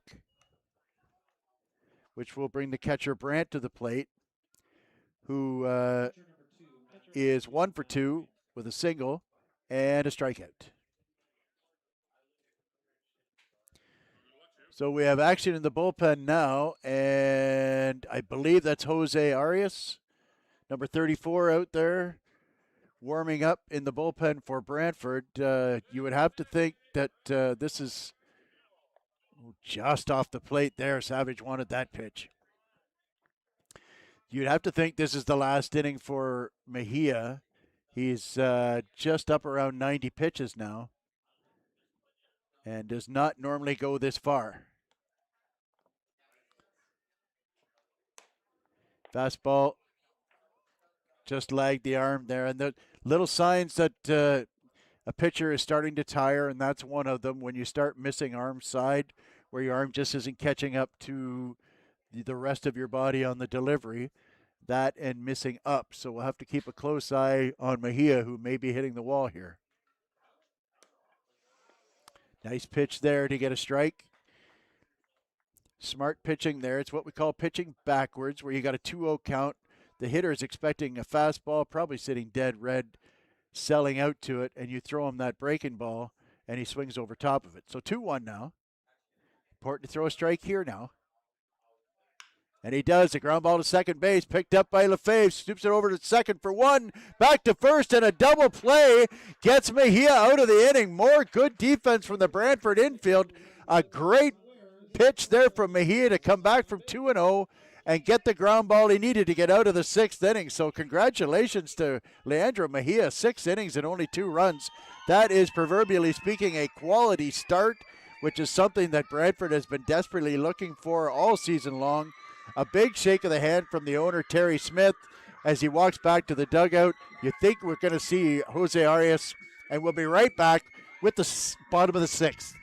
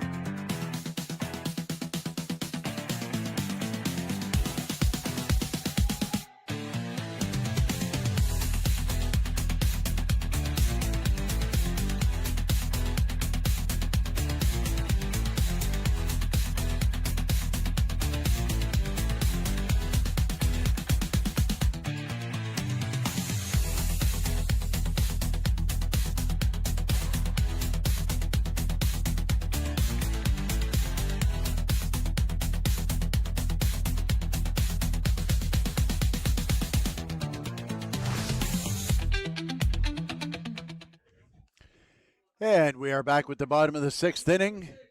Toronto Maple Leafs leading the Brantford Red Sox 2-1.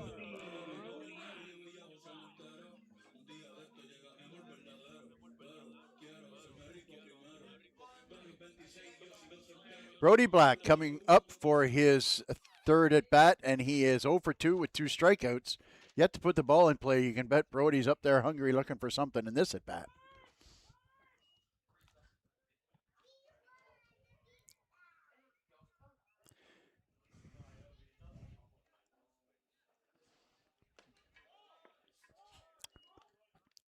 One and one count now.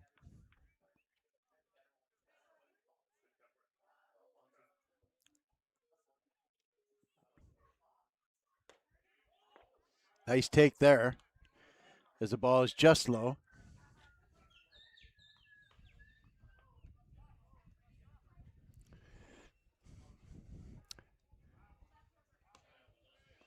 3-1 now. Veselinovic has been very, very, very good the last 2 or 3 innings. He shut this very hot Brantford offense down over the last couple of innings. Retiring 7 of the last 8 he's faced up until this moment when he walks Brody Black on a 5-pitch walk.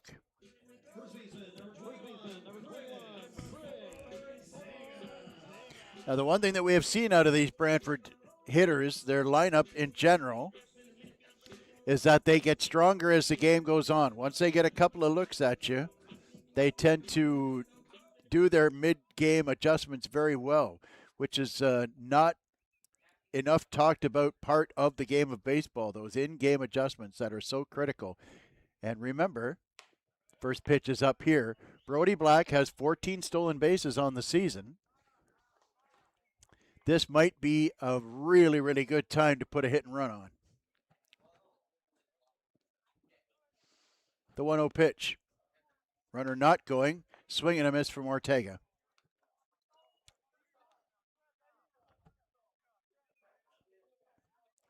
Not a lot of activity going on at the third base coaching position, so maybe Black has a green light. It's a very conservative lead, though. Ball is fouled off to the right, out of play, and it's 1-2.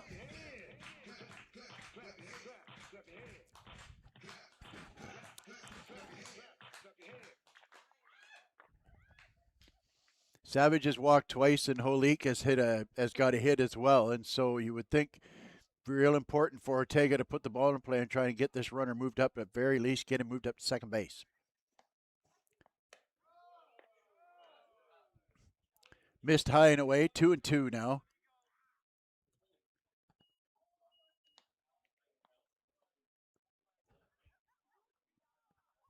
It is tougher to run on a left-handed hitter. You have a pitcher, excuse me. There he goes. Walked him, and a ground ball to second base, and it's bobbled by the second baseman Mondelez, and everybody is safe. But Black was almost in a delayed steal situation there. He was walking off a lead, and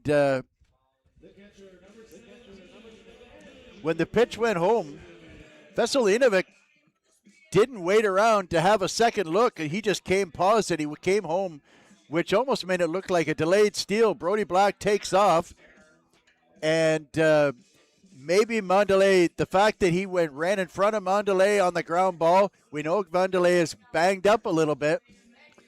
And this is a really tough situation here when you've got a guy who's hitting 370. This is very much a bunting situation, but you got a guy up who's hitting 370, but you also have an all-star on deck. So it's a tough situation, and the infield is not squaring to bunt. Strike one. As much as I like Savage as a hitter, I am a little surprised that they're not bunting here to get the 2 runners in scoring position with 1 out with Holik up next. Even if they walk him, Kuzemka's on fire, and would be a very good choice to go up there if they decide to walk Holik. But again, when you've got a 370 hitter up there, it's never the wrong move to let him swing away. 1-1 pitch is up, 2-1. And you wonder now if we might see some action in the Toronto bullpen, although, yes, actually we've got somebody going on down there. We'll do our best to get some information as to who's warming up.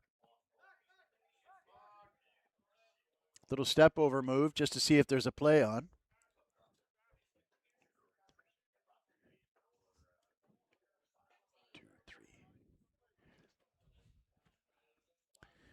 2-1 pitch on the way.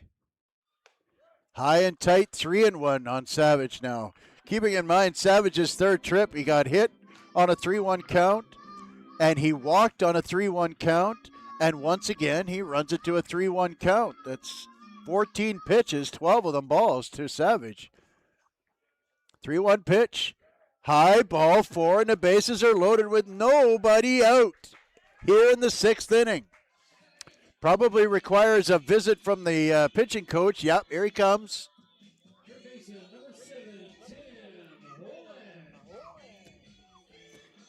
Ronaldo De Paula warming up in the Toronto bullpen. Dominican Republic native, 5.03 ERA. Pitched 34 innings. He's been a busy guy. And has 45 strikeouts in 34 innings. So he's a guy that throws hard and can get out of a tough situation. And pitched 2 2/3 solid innings against Brantford last time, but the time before that gave up 8 hits and 4 runs. So he's faced Brantford 3 times already this year. And the one time that he was in Brantford, he got hit for 8 hits and 4 runs in 2 2/3. So an interesting choice to be first out of the bullpen, keeping in mind that Toronto is mathematically eliminated from the playoffs. Veselinovic in a whole heap of trouble here with the bases loaded, nobody out. And Tim Holik up to bat. Here's the pitch. Swing, and that was, he didn't get cheated on that one, did he, folks? Big swing there.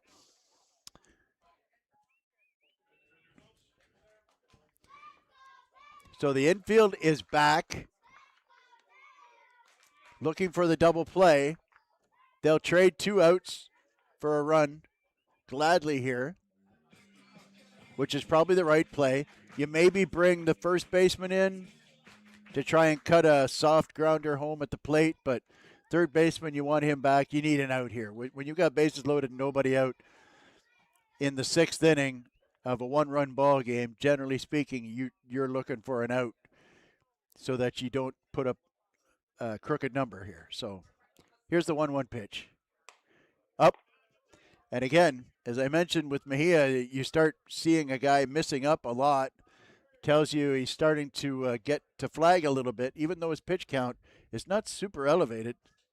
He was only, I believe, 56 going into this inning, or 58.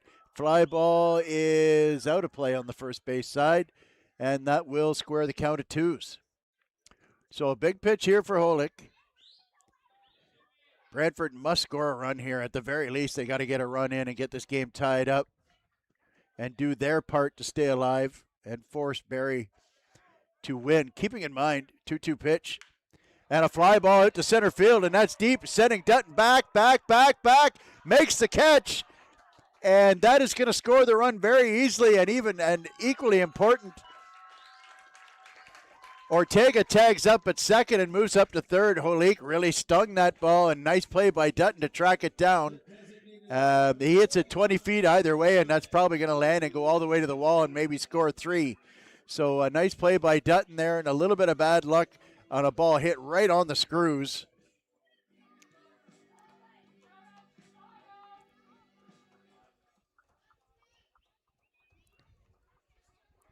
And so now we have Kuzemka, who's looking to do the exact same thing, at least hit a fly ball and bring that run in.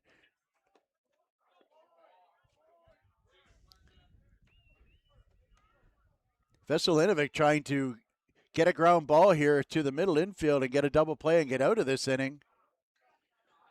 Relatively unscathed. When you have bases loaded and nobody out, if you can get out with only giving up 1, you've done a real Houdini job here. Here's the pitch, and it goes all the way to the fence, and that's going to score. Ortega from third base, and that is the lead now, 3-2 for Brantford, and that was unexpected. That is only the second pitch all night to go to the backstop. And so that changes the dynamic a whole bunch in this inning. So you've got a 3-2 lead for Brantford. Now you've got another run in scoring position, and a base hit will put them up 4-2.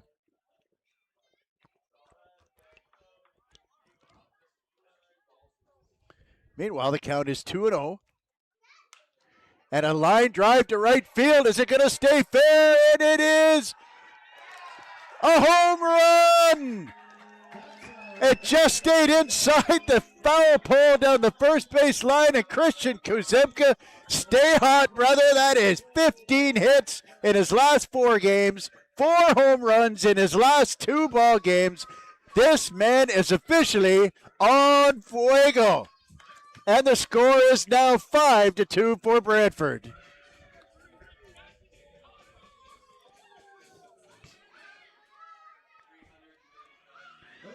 I tell you what, that was a line drive that was begging to stay fair, and it was the home plate umpire's call. The first base umpire was in the middle with the runner on second base, and right away he was vehemently calling the ball fair and got no argument out of the outfielder. So what a shot by Christian Kuzemka.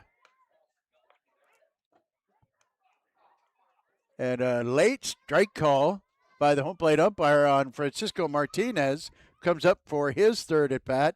He had a single and an RBI in the first, and then flew out to left field in the fourth.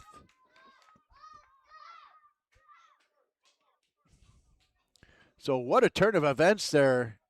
Bases loaded, nobody out, and Brantford scores 4 runs. There's a pop-up that looks like it's going to go out of play, back behind the backstop, and the count will go to 1-2. Boy, howdy, Christian Kuzemka, is he absolutely smoking right now.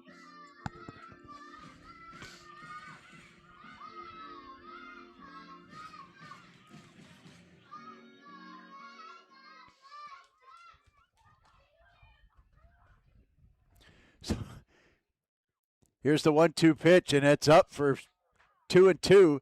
And just to tell you how hot he is, he had no home runs in his first 26 career games, and he's got 4 in his last 2 games. Man, oh man, it's swing and a miss, strike 3 for Martinez, and there's now 2 away, and Lucas Lefebvre will come to the plate.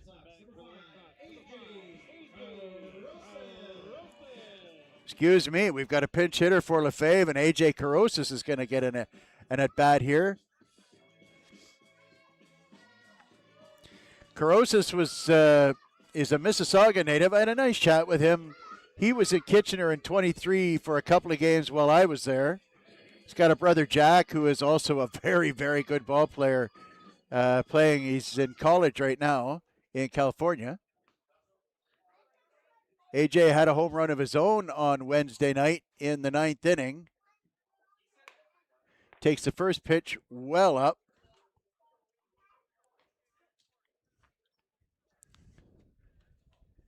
So I tell you what, this came right out of the blue, and there's a look at Carosis' numbers, fouled straight back. He got that first home run, I remember, here in Brantford, although I am hard-pressed to remember who he hit it against. He came in, it was a pinch hit home run, I think, if my memory serves me, and then got a home run, as I mentioned, Wednesday night in Toronto.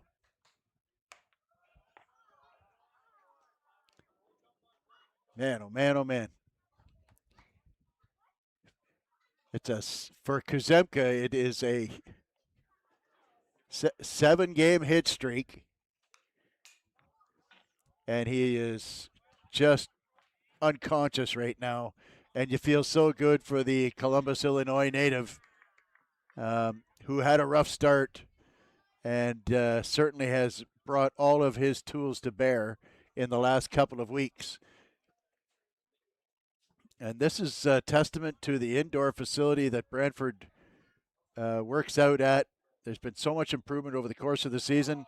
And Carosis gets hit by a breaking ball there. I don't think there's any intent when you see a guy hit by a breaking ball, even though there was a home run hit by Kuzemka. That was a breaking ball, and Veselinovic certainly wasn't intending to do anything there other than try and get out of this fateful 6th inning when he was absolutely bearing down on this hot Brantford lineup over 2 or 3 innings there. As I mentioned, just prior to the walk to black, he had retired 7 of the last 8, and then all of a sudden the roof caved in on him.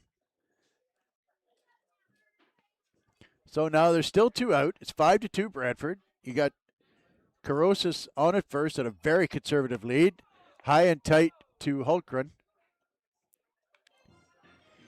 And you just wonder how long Toronto intends to go with him. I mean, DePaula is clearly ready. He's not even throwing anymore.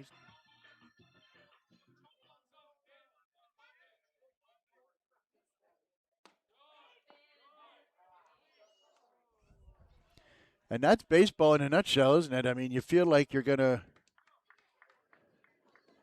walk through 7 or 8 innings, and all of a sudden, so many things happen in one inning. There's a pop up to the infield, and it is caught by the third baseman Tavares, and finally, Toronto is out of the inning.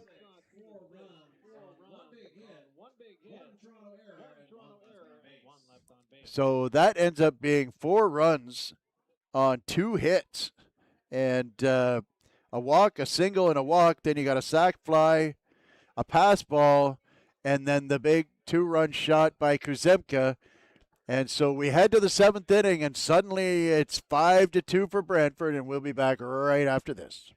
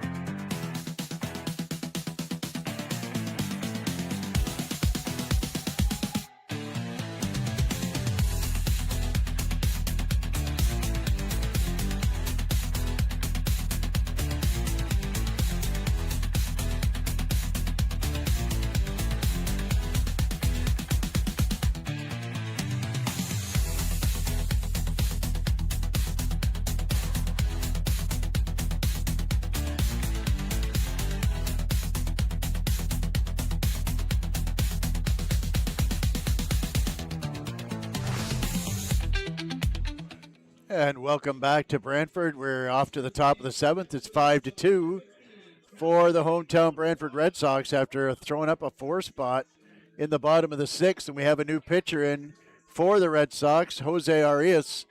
Record of 3-3, ERA 8.51. You can see the numbers there. The numbers, I think, are not really indicative of what's going on with Jose. He had the one rough outing in Toronto the other night.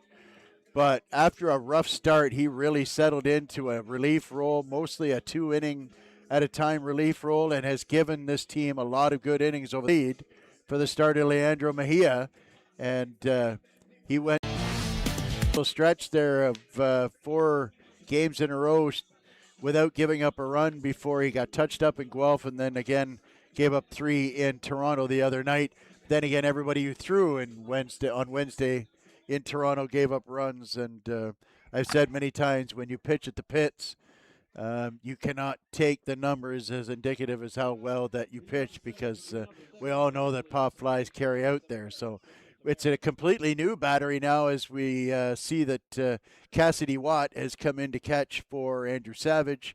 Andrew is going to take the rest of the game off, and well earned after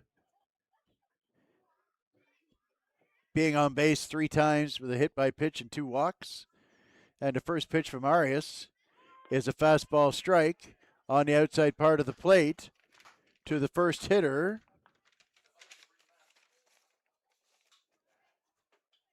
Crix Tavares,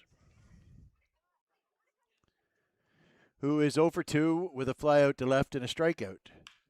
There's a shot to left field going back to the fence, and Martinez takes a bit of an odd path to track it, but ends up coming up with it nonetheless, and it's a line out to left field, and Arias gets an out on 2 pitches, so good for him. And Sidorenios comes up now, the first baseman, who was also 0 for 2, grounded into a double play to end the first inning, and grounded out to the shortstop in the 4th.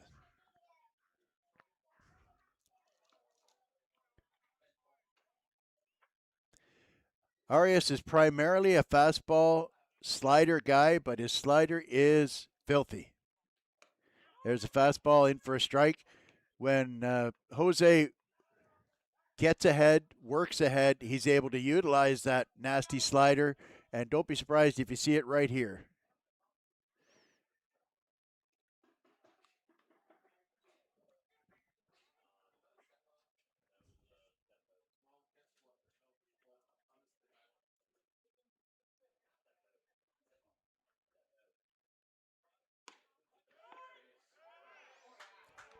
So he can throw a bit of a cutter as well to that fastball. Like I said, he's primarily fastball slider.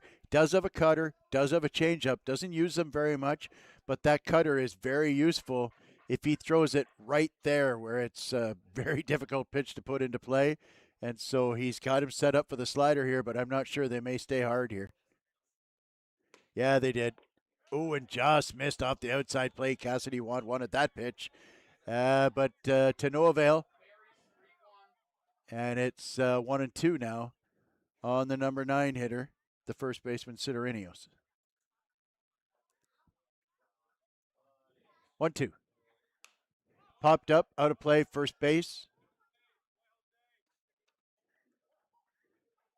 We have an update now from Barry, and the Baycats have, in the bottom of the 5th, have taken a 2-run lead and bumped it up to 3-1 over Welland.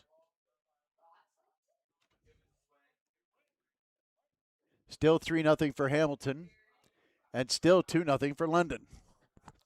1-2 pitch. Tried to front door him with that slider, but he just couldn't make it break enough, and the count runs to 2-2.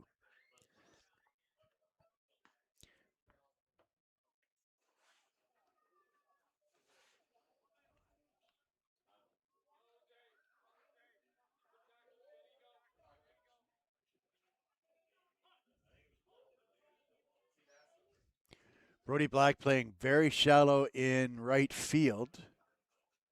Sidorinios, small in stature, doesn't have a lot of power, and so he doesn't want one dropping in front of him. 2-2 pitch. Slider. Hits down to shortstop. Cantor picks it up, throws across the diamond, and might have pulled him off the base. He did. Sidorinios runs very well, and Cantor had to go to his right and pick it up backhand. Sometimes it's better to use your feet and try and circle the ball so that you're able to get a stronger throw off, but he had to hurry the throw because of the good speed, and the hurried throw just pulled Ortega off the bag a little bit, and so we'll have to wait for the scoring there, but I'd assume we're going to have an error on the shortstop there.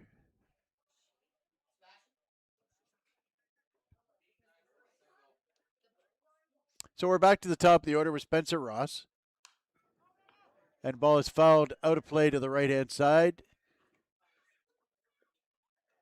Now Toronto has the opportunity. This is as speedy as their lineup gets. They got Sidorinios, who runs well at the bottom of the order, and Ross, who runs well at the top.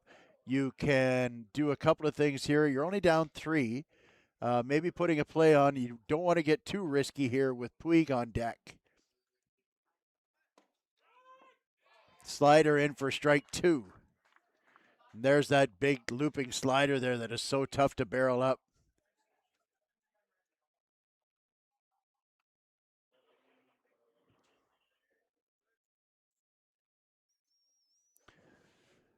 So we'll see if they put a play on here. Sidorinios was over there stretching out his quads when Arias threw over. He almost got caught with one foot in the air. He got back. Fortunately for Sidorinios, he was only a couple of steps off the base. If he was out to a regular lead, he might have just got picked off there trying to work his quads.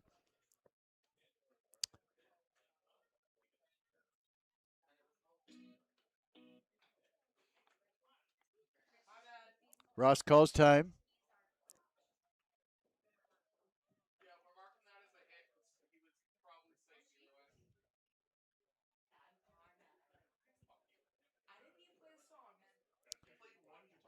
Oh, 2 pitch.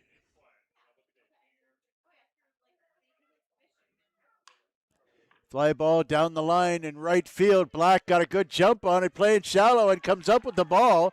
And not only makes a great catch, but makes a nice spin move and throws the ball back to Carosis at second base and stops the runner for advancing. Very nice play all the way around there by Brody Black. So one away now. And the big guy's up. Yasiel Puig, who had an RBI single last time up. He lined out to center field and popped out to the second baseman in his first at bat, so he's 1 for 3.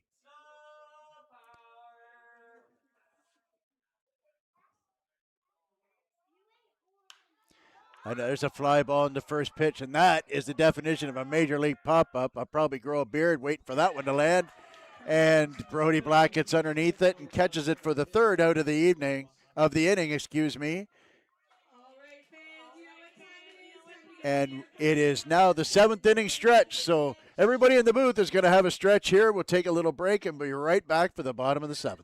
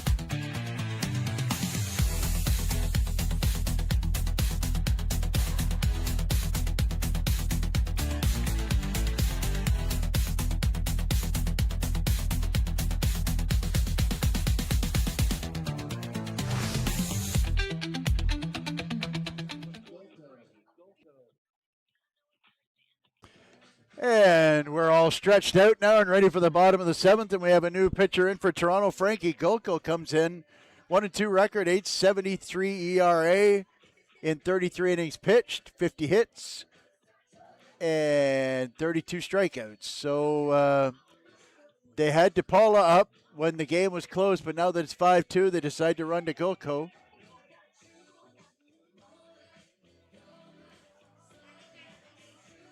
And he has pitched 3 times already against Brantford. He's given up 3 runs, and 3 runs. Excuse me, 1 run. So the Red Sox know him, and we are at the top of the order here. So we shall see what shall become of this 7th inning here with the new pitcher in. So a right-hander in instead of place of the lefty.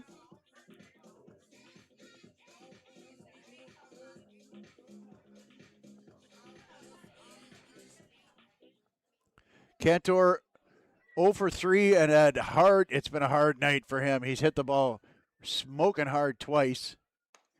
Pitches up and away. And we have an update for the out-of-town scores. Welland has scored to make it 3-2 in the top of the 6th. Guelph has scored to make it 3-1 for Hamilton in the top of the 5th. And London has scored in the bottom of the 6th. And they're off to the top of the 7th. Then it is 3-0 at Labatt Park. So Cantor, who grounded out weakly on his first at-bat, hit a ringing line drive right at the shortstop in his second at-bat and hit about a 95-mile-an-hour rocket out to left field in his third at-bat. So probably he'll hit some broken bat flare that'll be a base hit in this one. But no, it's a ground ball to third base. Thrown across in time for the out. And Cantor is now 0-4.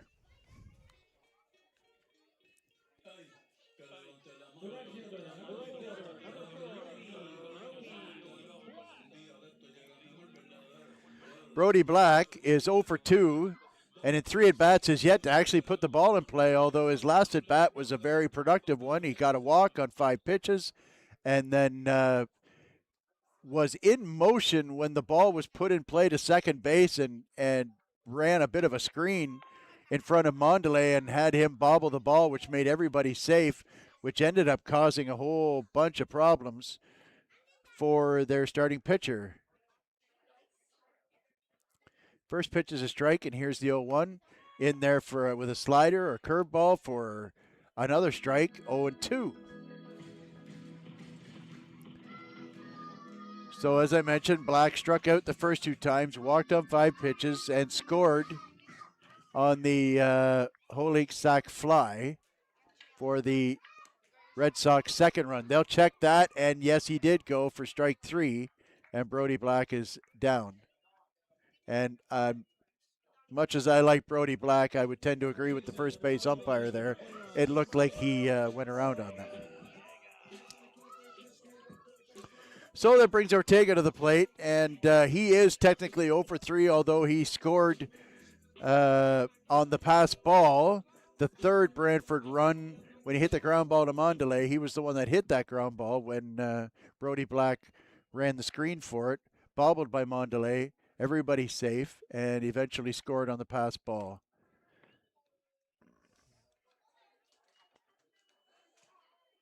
So he's 0 for 3, grounded out to second, popped out to short, and the aforementioned error on by an error to the second baseman. So Golko's come in and gone right to business here, getting the first 2 hitters up against the top of this Brantford batting order that has been so good lately. And my partner Marshall Crocker is here, although he doesn't have a microphone. I'm sure he would agree with me when I say that this is starting to look a little bit reminiscent of last summer when Brantford was all but out of a playoff spot and then caught fire and won their last 6 at home, I believe. And, one of these years, partner, we're going to have to get these guys playing like this in June or May even, and maybe we'll get ourselves in a pennant race. Although we're still alive. 1-2 pitch just low. Nice take there by Ortega, and the count runs to 2-2. Again, the magic number is 1. Brantford is leading 3-2 in the 5th inning. Brantford, again, must win. Sorry, I think I said Brantford there. Barrie is winning 3-2 at home to Welland. And what's really interesting is if Brantford can still be alive after tonight's action, i.e. winning at home, having Welland come back and beating Brantford, their next 2 games are against Barrie. They play tomorrow night up in Barrie, and Barrie comes here on Saturday. And so if they can make it through tonight,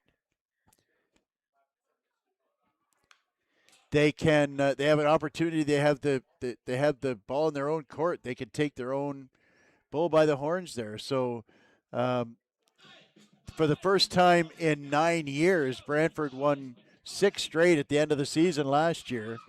And so I think it's 3 straight currently that they've won at home and have an opportunity to make it 4 straight here again. But they still got to get 6 outs. And with the inning that Jose Arias had, one would assume that he's going to come out and pitch 1 more inning at least. But we'll cross that bridge when we get to it. 3-2 pitch here with 2 outs.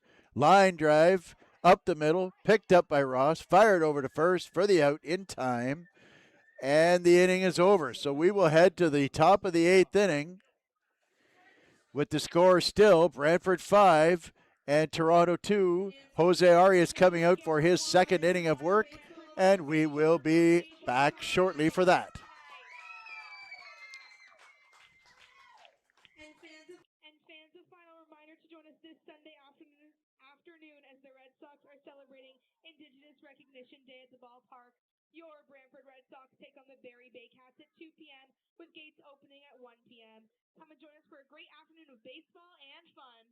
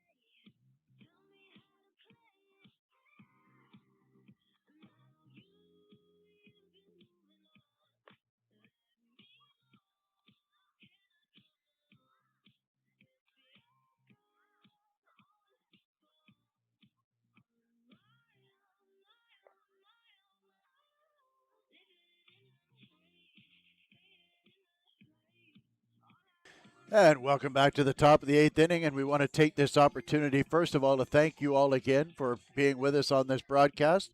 And, of course, we wouldn't be anywhere without our wonderful sponsors, starting with Mr. Lube and Tires.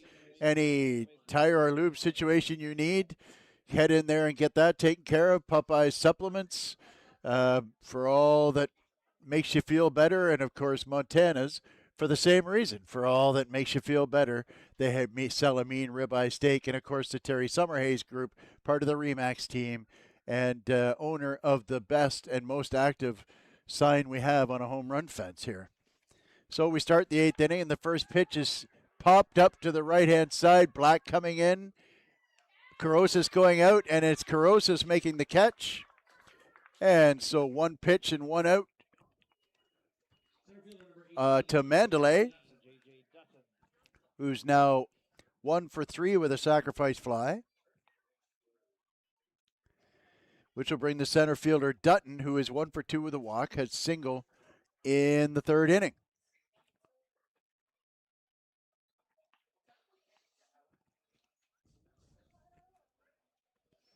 And a fake bunt from Dutton, and the pitch is up.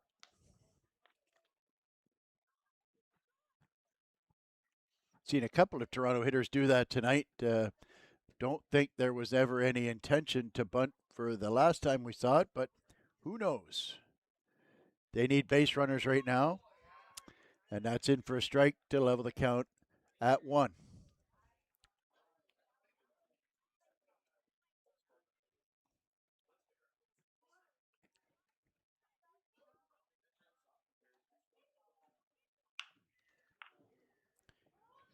Ground ball to second base, bobbled by Carosas, unable to come up with it.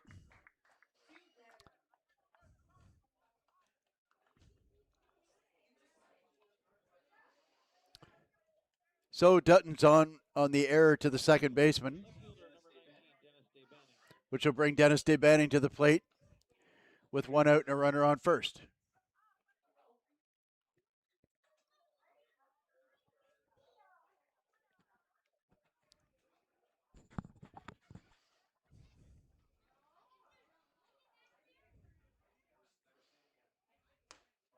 Swing and a miss, and I tell you what, Brantford has really been hammering the inside part of the plate on DeBanning with a lot of success in his last 2 or 3 at bats. DeBanning is 0 for 3 with 2 strikeouts and a pop out to the catcher. So they've really, there goes the runner. Pitch is in for strike 2, and Cassidy Watt is unable to get the ball out of his glove. A real good jump there. I don't think he even had a chance. So Watt, I think, was probably wise to just hang on to that one and make sure that he didn't compound the problem with an errant throw. So 0-2 to DeBanning. In the grand scheme of things, you're not worried too much about that runner. If you can pitch well to DeBanning, I love an inside slider here, but I got a feeling they're going to go back outside.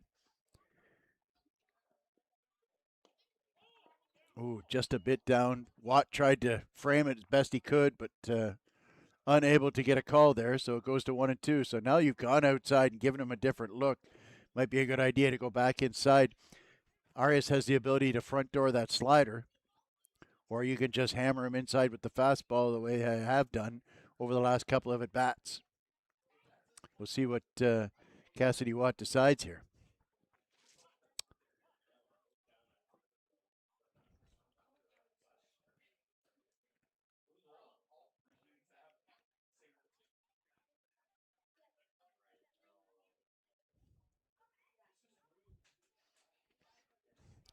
Here's the pitch. Inside fastball, and DeBanning managed to get a piece of it and stay alive.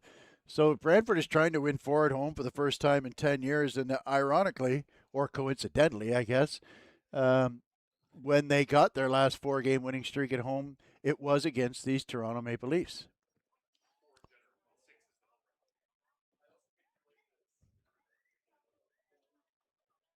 So the count remains at 1-2. Going to go back outside here. Ooh, just missed outside there. Good call by the umpire. I thought he just missed. Arias wanted that pitch, but I think he got it right there.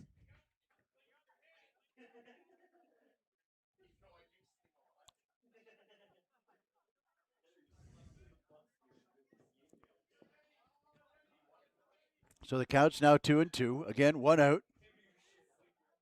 Dutton out at second base. Here's the pitch. Slider. Dave Banning got just enough of it to foul it off and get it out of bounds.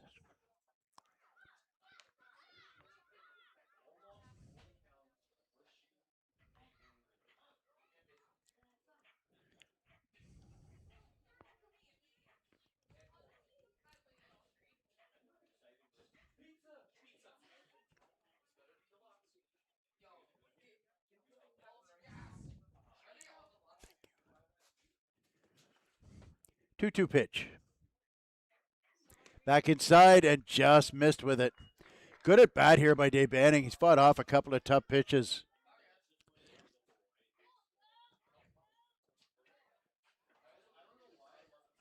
So the count runs to 3-2. They do have a base open. Pena on deck, who's 0 for 1 with 2 walks. Here's the 3-2. Oh, and it might have been ball 4, but they got Dave Banning to swing at it. And he gets his third strikeout of the game. So 2 outs. And Pena comes to bat with 2 outs now. And Jose Arias pitching very well. We have some action going on down in the bullpen. I don't know if Arias will get a third inning of work or not. They've got 2 more games this weekend, so you would think that they would love to get through this game without using another arm. First pitch in is a strike at the knees on the outside corner to Pena. Pena, as I mentioned, 0 for 1 with 2 walks, hit a ground ball out to the second base.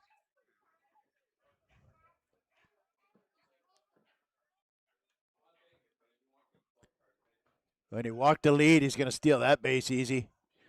Arias paying absolutely no attention to him. That's good base running. And in fairness, he's not worried about him. He's up 3. He's got 2 out. He's trying to get the batter.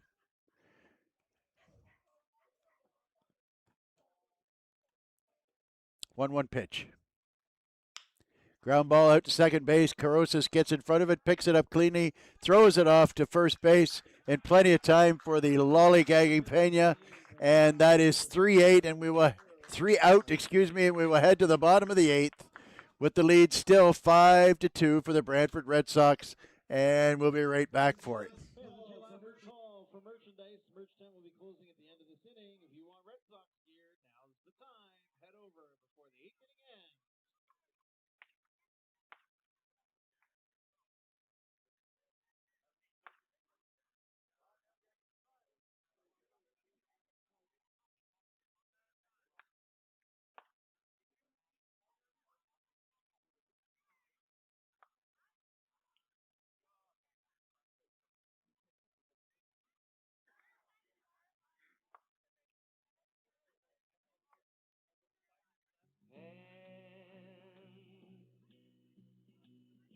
Touching hands, reaching out, touching me, touching.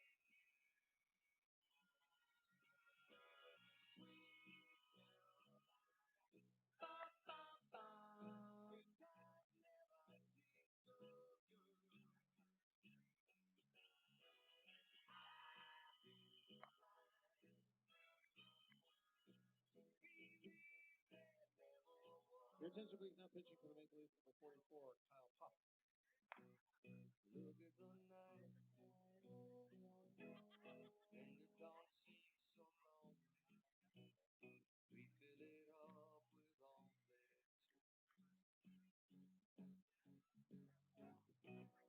And when I hurt, hurting comes off my shoulder. How can I hurt?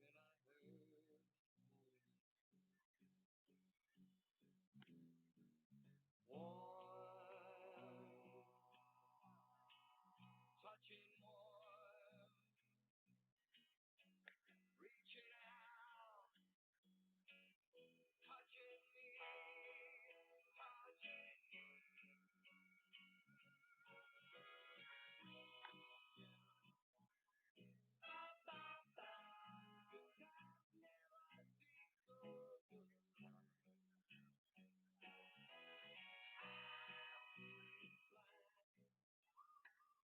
Leading out the 8th for the Red Sox, the catcher, number 15, Cassidy Watt. And welcome back to the bottom of the 8th inning. Brantford Red Sox still up 5-2 over the visiting Toronto Maple Leafs, and we have a new pitcher in the game, Kyle Popst. And Popst is kind of a mop-up guy, 13.50 ERA in 17 innings pitched, 20 walks and 23 strikeouts. So control a bit of a problem for Popst. 20 walks in 17 and a third innings is not good. And the other news is that we will see a pinch hitter. Cassidy Watt came in to catch for Andrew Savage in the last inning, and he will hit for him here, the first hitter of the bottom of the 8th. So Savage gets the rest of the day off after 2 walks and a hit by pitch, and scored a run in the 6th inning.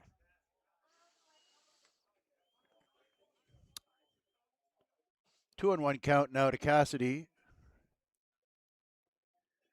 It's a good idea to split the game for the catchers. Again, they've got 3 games this weekend, so there's that big looping slider or sweeper, whatever Kyle calls it, and off the end of the bat, a number, as it were, for Cassidy, and the count runs to 2-2.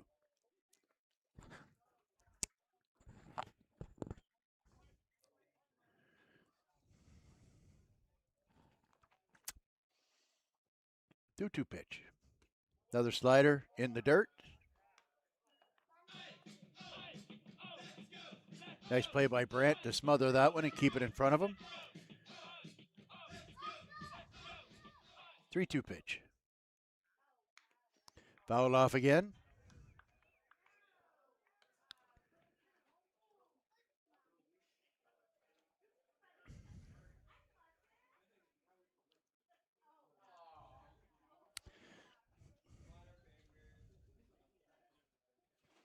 So we do the 3-2 pitch again here to Cassidy Watt.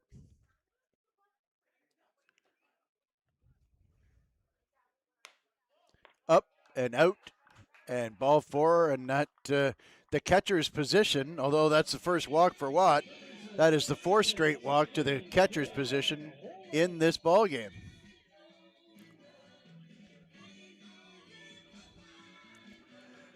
So up steps Holik, who hit the sacrifice fly to score the second Brantford run, the first of the inning. He also has a hit and a strikeout in his other 2 trips. He's up here with nobody out, Cassidy Watt on first base. And if I may interject a backhanded compliment, Cassidy Watt runs very well for a catcher. The London Majors have extended their lead to 5-0 now in the top of the 8th inning over the Chatham Barnstormers. 0-2 now to Holik. Guelph has come all the way back to take a 5-4 lead over Hamilton. What a huge turnabout that is. And in the top of the 7th, it's still 3-2 Barrie in the game that matters the most to Brantford Red Sox and their fans. 0-2 pitch is lined up the middle and caught by the center fielder Dutton. It just hung up a little bit too long, and Tim Holik has the look of a man who's just rung the ball twice in a row and has nothing to show for it other than a sac fly. He destroyed the last one there, and he just couldn't get enough altitude on it to get it out of the ballpark, and then he hit that one on a rope as well, and Dutton made a nice play running about 20 feet to his right to knock that down. So, author of the home run, Christian Kuzemka, the hottest Red Sox player of them all, coming up, who's hit in 7 straight games, has 4 home runs in his last 2 games, has 15 hits in his last 4 games. And maybe crossed the catcher up there. I'm not really sure what happened, but that ball sailed all the way to the backstop, and Brant looked like he got crossed up there. The ball was a fastball up for sure, but he wasn't even really close to that one. So that'll move the runner up to second base with 1 out. The count's 1-1. And we'll see what Kuzemka has in store for us in this at-bat. Slider up a little bit, and Kuzemka's angry with himself. He fouled it up straight back behind the plate, and you could tell that he was angry with himself that he got a hanger there and didn't do something with it. And frankly, that's about the first swing he's missed on when he's made contact in some time.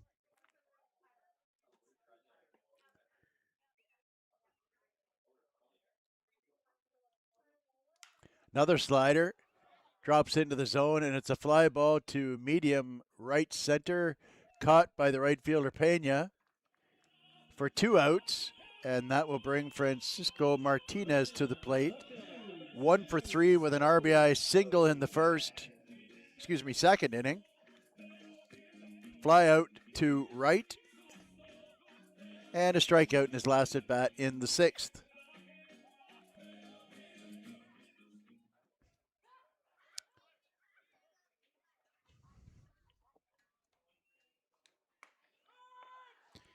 I tell you what, Popst may have had troubles with control in past appearances, but other than the walk to Wad, he's been pretty sharp here tonight.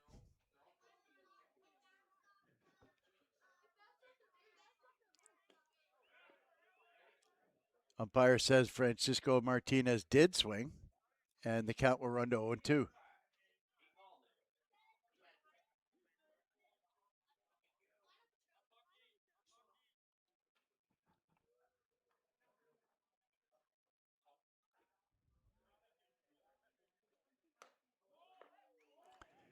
Slider up.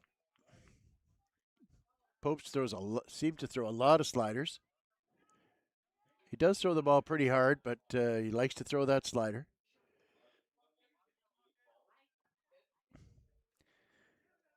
1-2 pitch.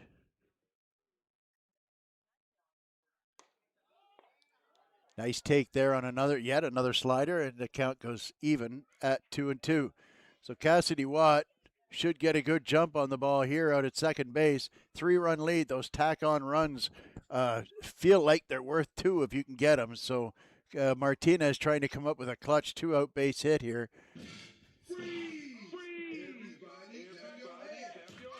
To bring that extra run in, heading to the 9th inning. The bullpen is very quiet, so you have to assume Jose Arias is going to come out for the 9th for his 3rd inning of work.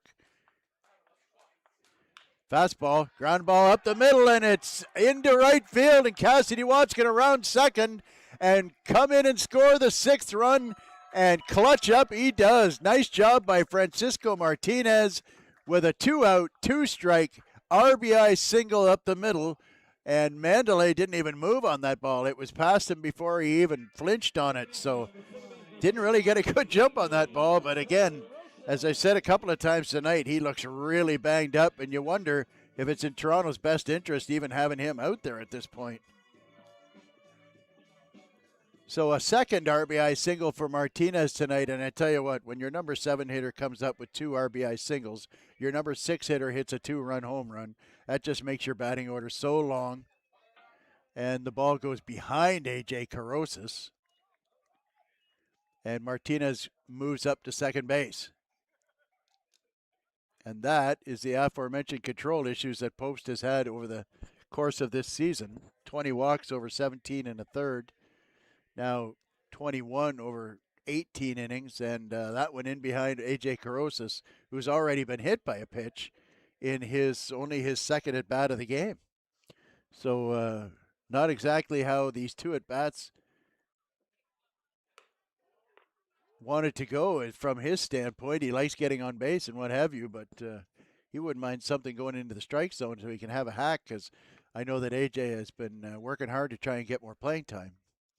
2-0 pitch, and bounces in the dirt once again and goes to the backstop, and around to third comes Martinez, and suddenly A.J. Carrozas only needs a single now that he can go ahead and drive in another run. As I mentioned, those tack-on runs are worth their weight in gold. They feel like they're worth 2 because it just really hammers on the opposition's state of mind.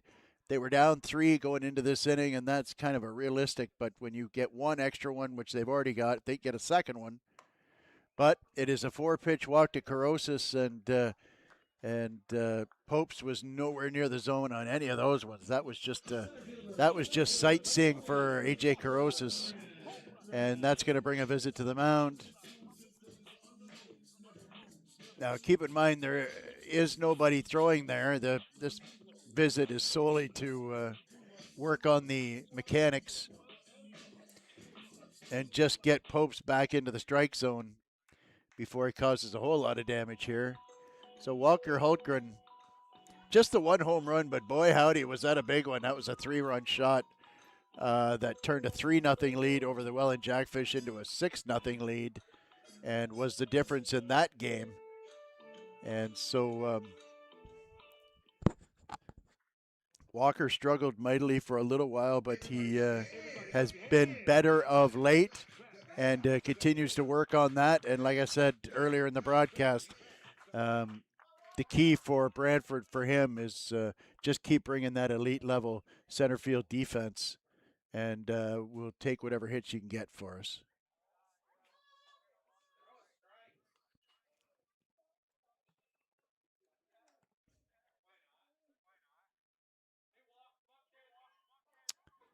So 5 straight balls now.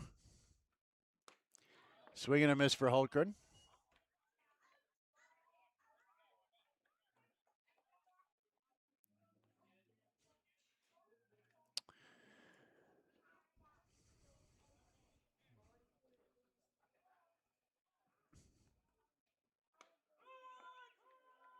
Tell you what, there's been an interesting point raised in the chat about the difference in the scoring between the Pitts and Arnold Anderson. We saw the same thing with Kitchener when Brantford and Kitchener played to an 18-15 game on a Thursday night at Couch. Ball makes it 2-2, and then came back here the following Sunday afternoon and played a 4-1 ball game. Excuse me, a 2-1 ball game, and that's just par for the course for those kinds of stadiums. And a strike 3 called on Hultgren that was really low, and Hultgren really doesn't like it. But I hope he walks away because Brantford will want him out there for the 9th inning. So anyway, the point being that when you play a game at the Pits or you play a game at Couch, sometimes they turn into ridiculous score fests. 33 runs in the Couch game, 40 runs in the Pits game. Come back here and 3 runs at Arnold Anderson, and tonight 6-2 ball game heading into the 9th. So that as the league gets better, then eventually the ballparks are going to have to get better as well. And I have played and I've coached and umpired many times in Jack Couch and Kitchener and in the Pits in Toronto, and it's a really close fence for guys that are this good. The hitters and the hitting gets better every season, and now that we've gone to a professional league, we're playing in a couple of ballparks that just can't hold these fellas. So pop flies are now going out of the park.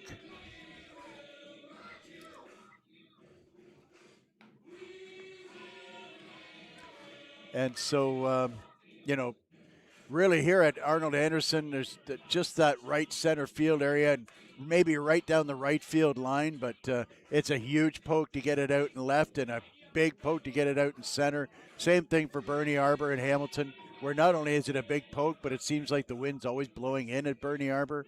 And then, of course, you look at Labatt Park. You really got to earn a home run there, although I do remember Marcel Lacasse in 23 in the playoffs bouncing one off of the scoreboard in Labatt. Whereas, have I forgotten? Oh, Welland, of course. Welland is not an easy place to get a home run either. Neither is Barrie. So I think, there's you can't just pick up and move your team to another diamond on a whim, but it sure would be nice if we had 9 parks that could hold the ball in as well as some of the ones that are harder. And frankly, Fergie Jenkins down in Chatham has really kind of turned into that this summer as well, hasn't it? I believe the top 3 home run parks are the Pits and Couch and Fergie Jenkins. And so, like I said, as the hitting gets better, the ball is going to travel further. As the pitching gets better, the exit velo will get higher. And we're going to need parks to keep the ball in. Otherwise, we're going to see more of these 30, 35, 40 run games. So time will tell. Here's Orius now in for the ninth inning, trying to close this up with a 6-2 lead for Brantford. And his first pitch is a strike to the catcher, Brant, who is 1 for 3 on the day with a single. Swing and a miss for strike 2.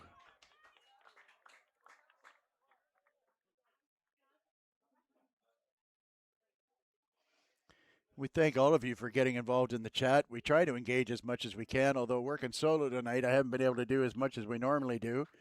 And again, I want to make sure I take the time now to thank my man Marshall Crocker, who's normally on the air and doing great job of what I am doing an average job. There's Cantor going across the middle, throwing across the diamond, but Ortega's unable to grab it. And Brant will get on with the ground ball up the middle. You probably give him a hit there. Just to finish the thought there, like I say, Marshall does a fantastic job. He is the voice of the Brantford Red Sox and always should be, in my humble opinion. But today he's doing yeoman's duty directing this broadcast. So all of the video that you're seeing, that's all in the graphics. That's all a result of the hard work that my man Marshall does. So, I maybe get the glory for being the guy on the mic, but all the people that we have in the booth here, and alas, I don't know everybody by name, but and I don't, at the risk of forgetting someone, I'll thank our whole team for this broadcast. They do such a fantastic job, and they're all working hard. So looks like Brant may have tweaked something there going into first base. I'm not sure if there was a collision with Ortega or whether he just kind of strained himself going into first base. But we'll get a pinch runner in here, and we'll get a name. We'll put a name to the body as soon as we can.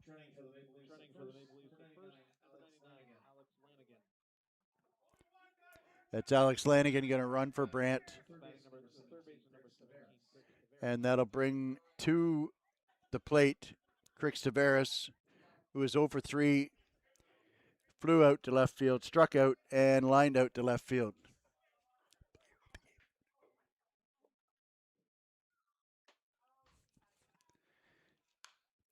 Ball fouled straight back, heads up, boy, you're going to get a bouncing ball, boy. He just missed that one.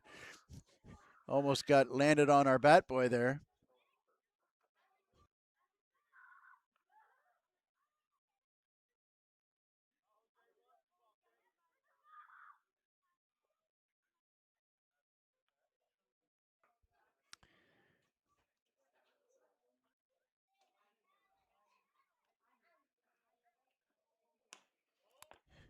That is a fastball that just tails outside. The count goes to 1-1. Tavares looking for his first hit of the game.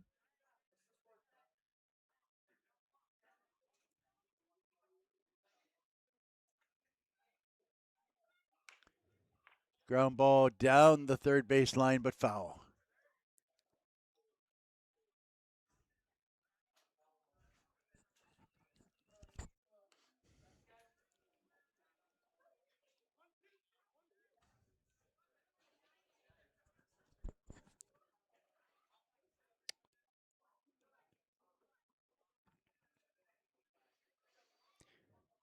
Arias now in his third inning of work, but still only 21 pitches. He's been very efficient and very good once again for Brantford. And with 3 innings of work, this would qualify as a save. Tried to backdoor the slider, but just missed his release point, and the count squares up at 2. And might I say, if this game does end, it would be the first one we've seen in a while that ends before 10 o'clock. So go Jose.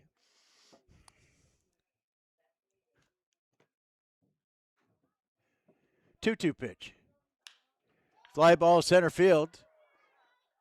Hultgren glides back, camps underneath it, makes the catch for the first out of the inning. And Tavares is retired and ends up 0 for 4. And we will go to the number 9 hitter, Ben Sidoranios, the first baseman who grounded into a double play, grounded out to Cantor at short, and had a single infield hit in his last at bat when he hit one to Cantor's right, far enough into the hole and was able to leg it out.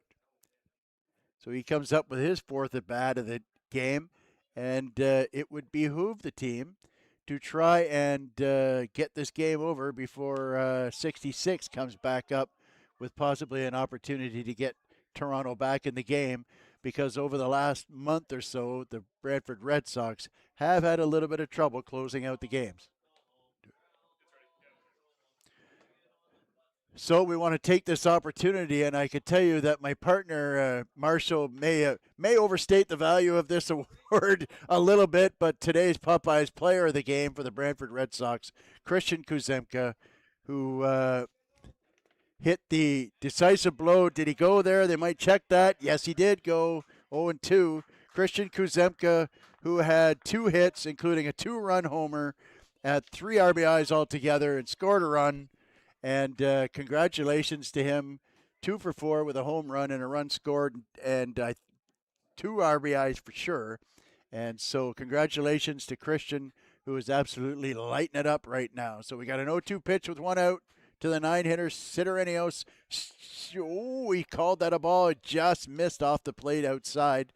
I saw it. I thought I saw a little flinch from the umpire's right arm there, and I may have jumped the gun a bit. Apologies for that.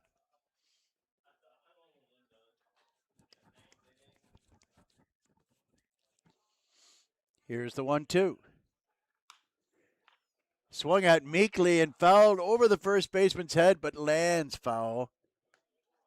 I wasn't sure if that was going to land fair or not. That would have been the epitome of a cheap one, but he couldn't keep it fair.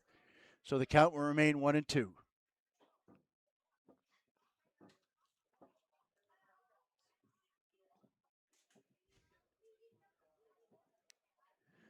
This game may end before the Blue Jays game. That'd be a first this season, I think. We shall see. A ground ball here, and we could possibly end it right away. Here comes the 1-2 pitch. Swing and a miss. Said he struck him out. So the Red Sox are 1 out away from their 4th straight win at home for the first time in a long time. And I tell you what, August is a good month to be Brantford. Next season, I think we're just going to tell all the players, first game of the year, I think we're just going to tell them it's August 1st and let them deal with it from there. So back to the top of the order, Spencer Ross for his 5th trip of the night. He's 0 for 2 with 2 walks, grounded out to short and flew out to right field. And a ball low and outside starts off to Ross. And the key part about getting Sidorenius out is that even if Puig gets up, he does not represent the tying run, and that is significant. So 2 out, and the pinch runner Lanigan on first. And here comes the 1-0. Slider down low, and it's 0-2.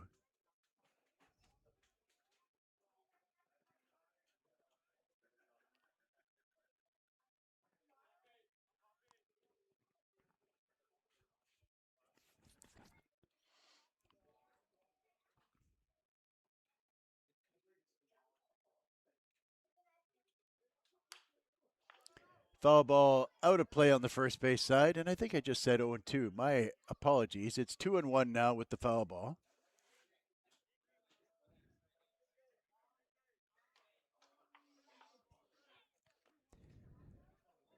And you can tell a quicker game because there's a lot more people in the stands here than there normally is at the end of a Red Sox game. So 2-1. Jose Arias trying to finish this game off for the Red Sox and give himself a 3-inning save, a very rare event. And a strike there on the slider, and the Red Sox are 1 strike away from winning their 4th straight home game and keeping the playoff dream alive.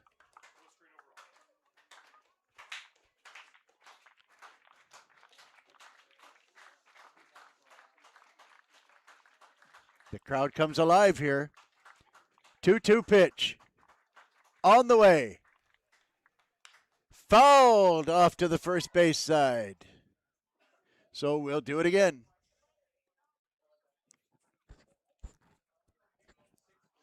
Spencer Ross hanging tough.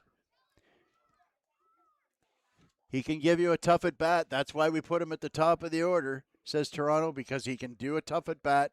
He's forced his way on twice with walks, scored the first 2 runs of the game. He scored both runs for Toronto.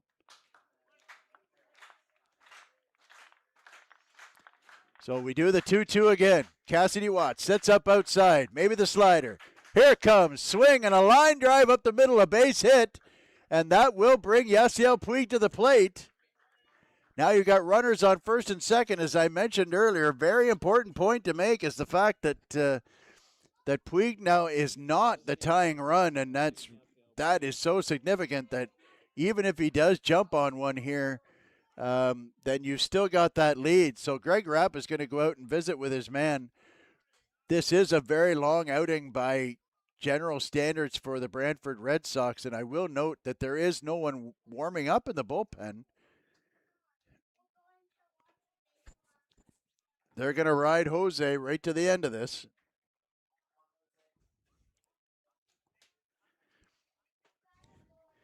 Very conservative game. Only 9 hits in this game.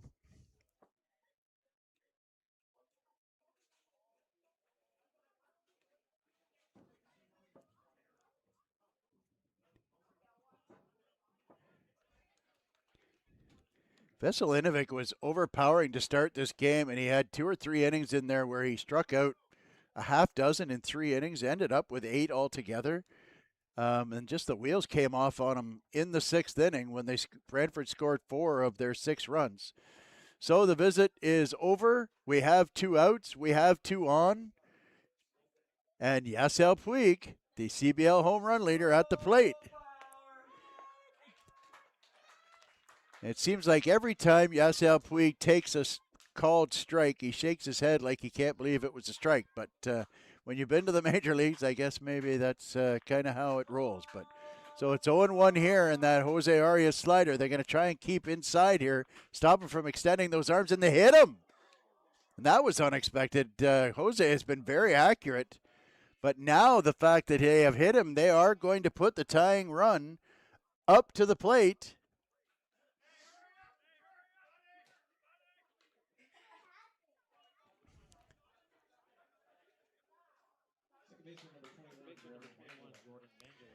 So it's interesting that Jordan Mondelez comes here as the last out, and you can see him going up to the plate. He can barely walk, and I don't know how he can play the game when he walked right in front of me there, and he is on a decided limp. And when he takes a practice swing, it is not aggressive. The sacrifice fly that he hit, he just kind of a swinging bunt that knocked it out, used the velocity from Mejia to knock it out to Brody Black. But nonetheless, and I think that is part of the reason why he's flashing bunt early in the count, is that you'd be doing him a favor by walking him here. And I understand that, when he's healthy, he's one of this league's best players. Make no mistake, but he is very, very sore looking right now. 0-1 pitch. Strike 2 called.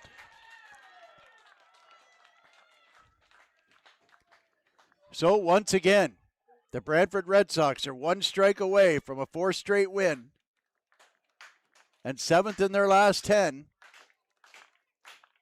We'll see if Jose Arias can finish the job here. He's up against a guy who is kind of hobbled a little bit. The crowd is behind him. 0-2 pitch on the way.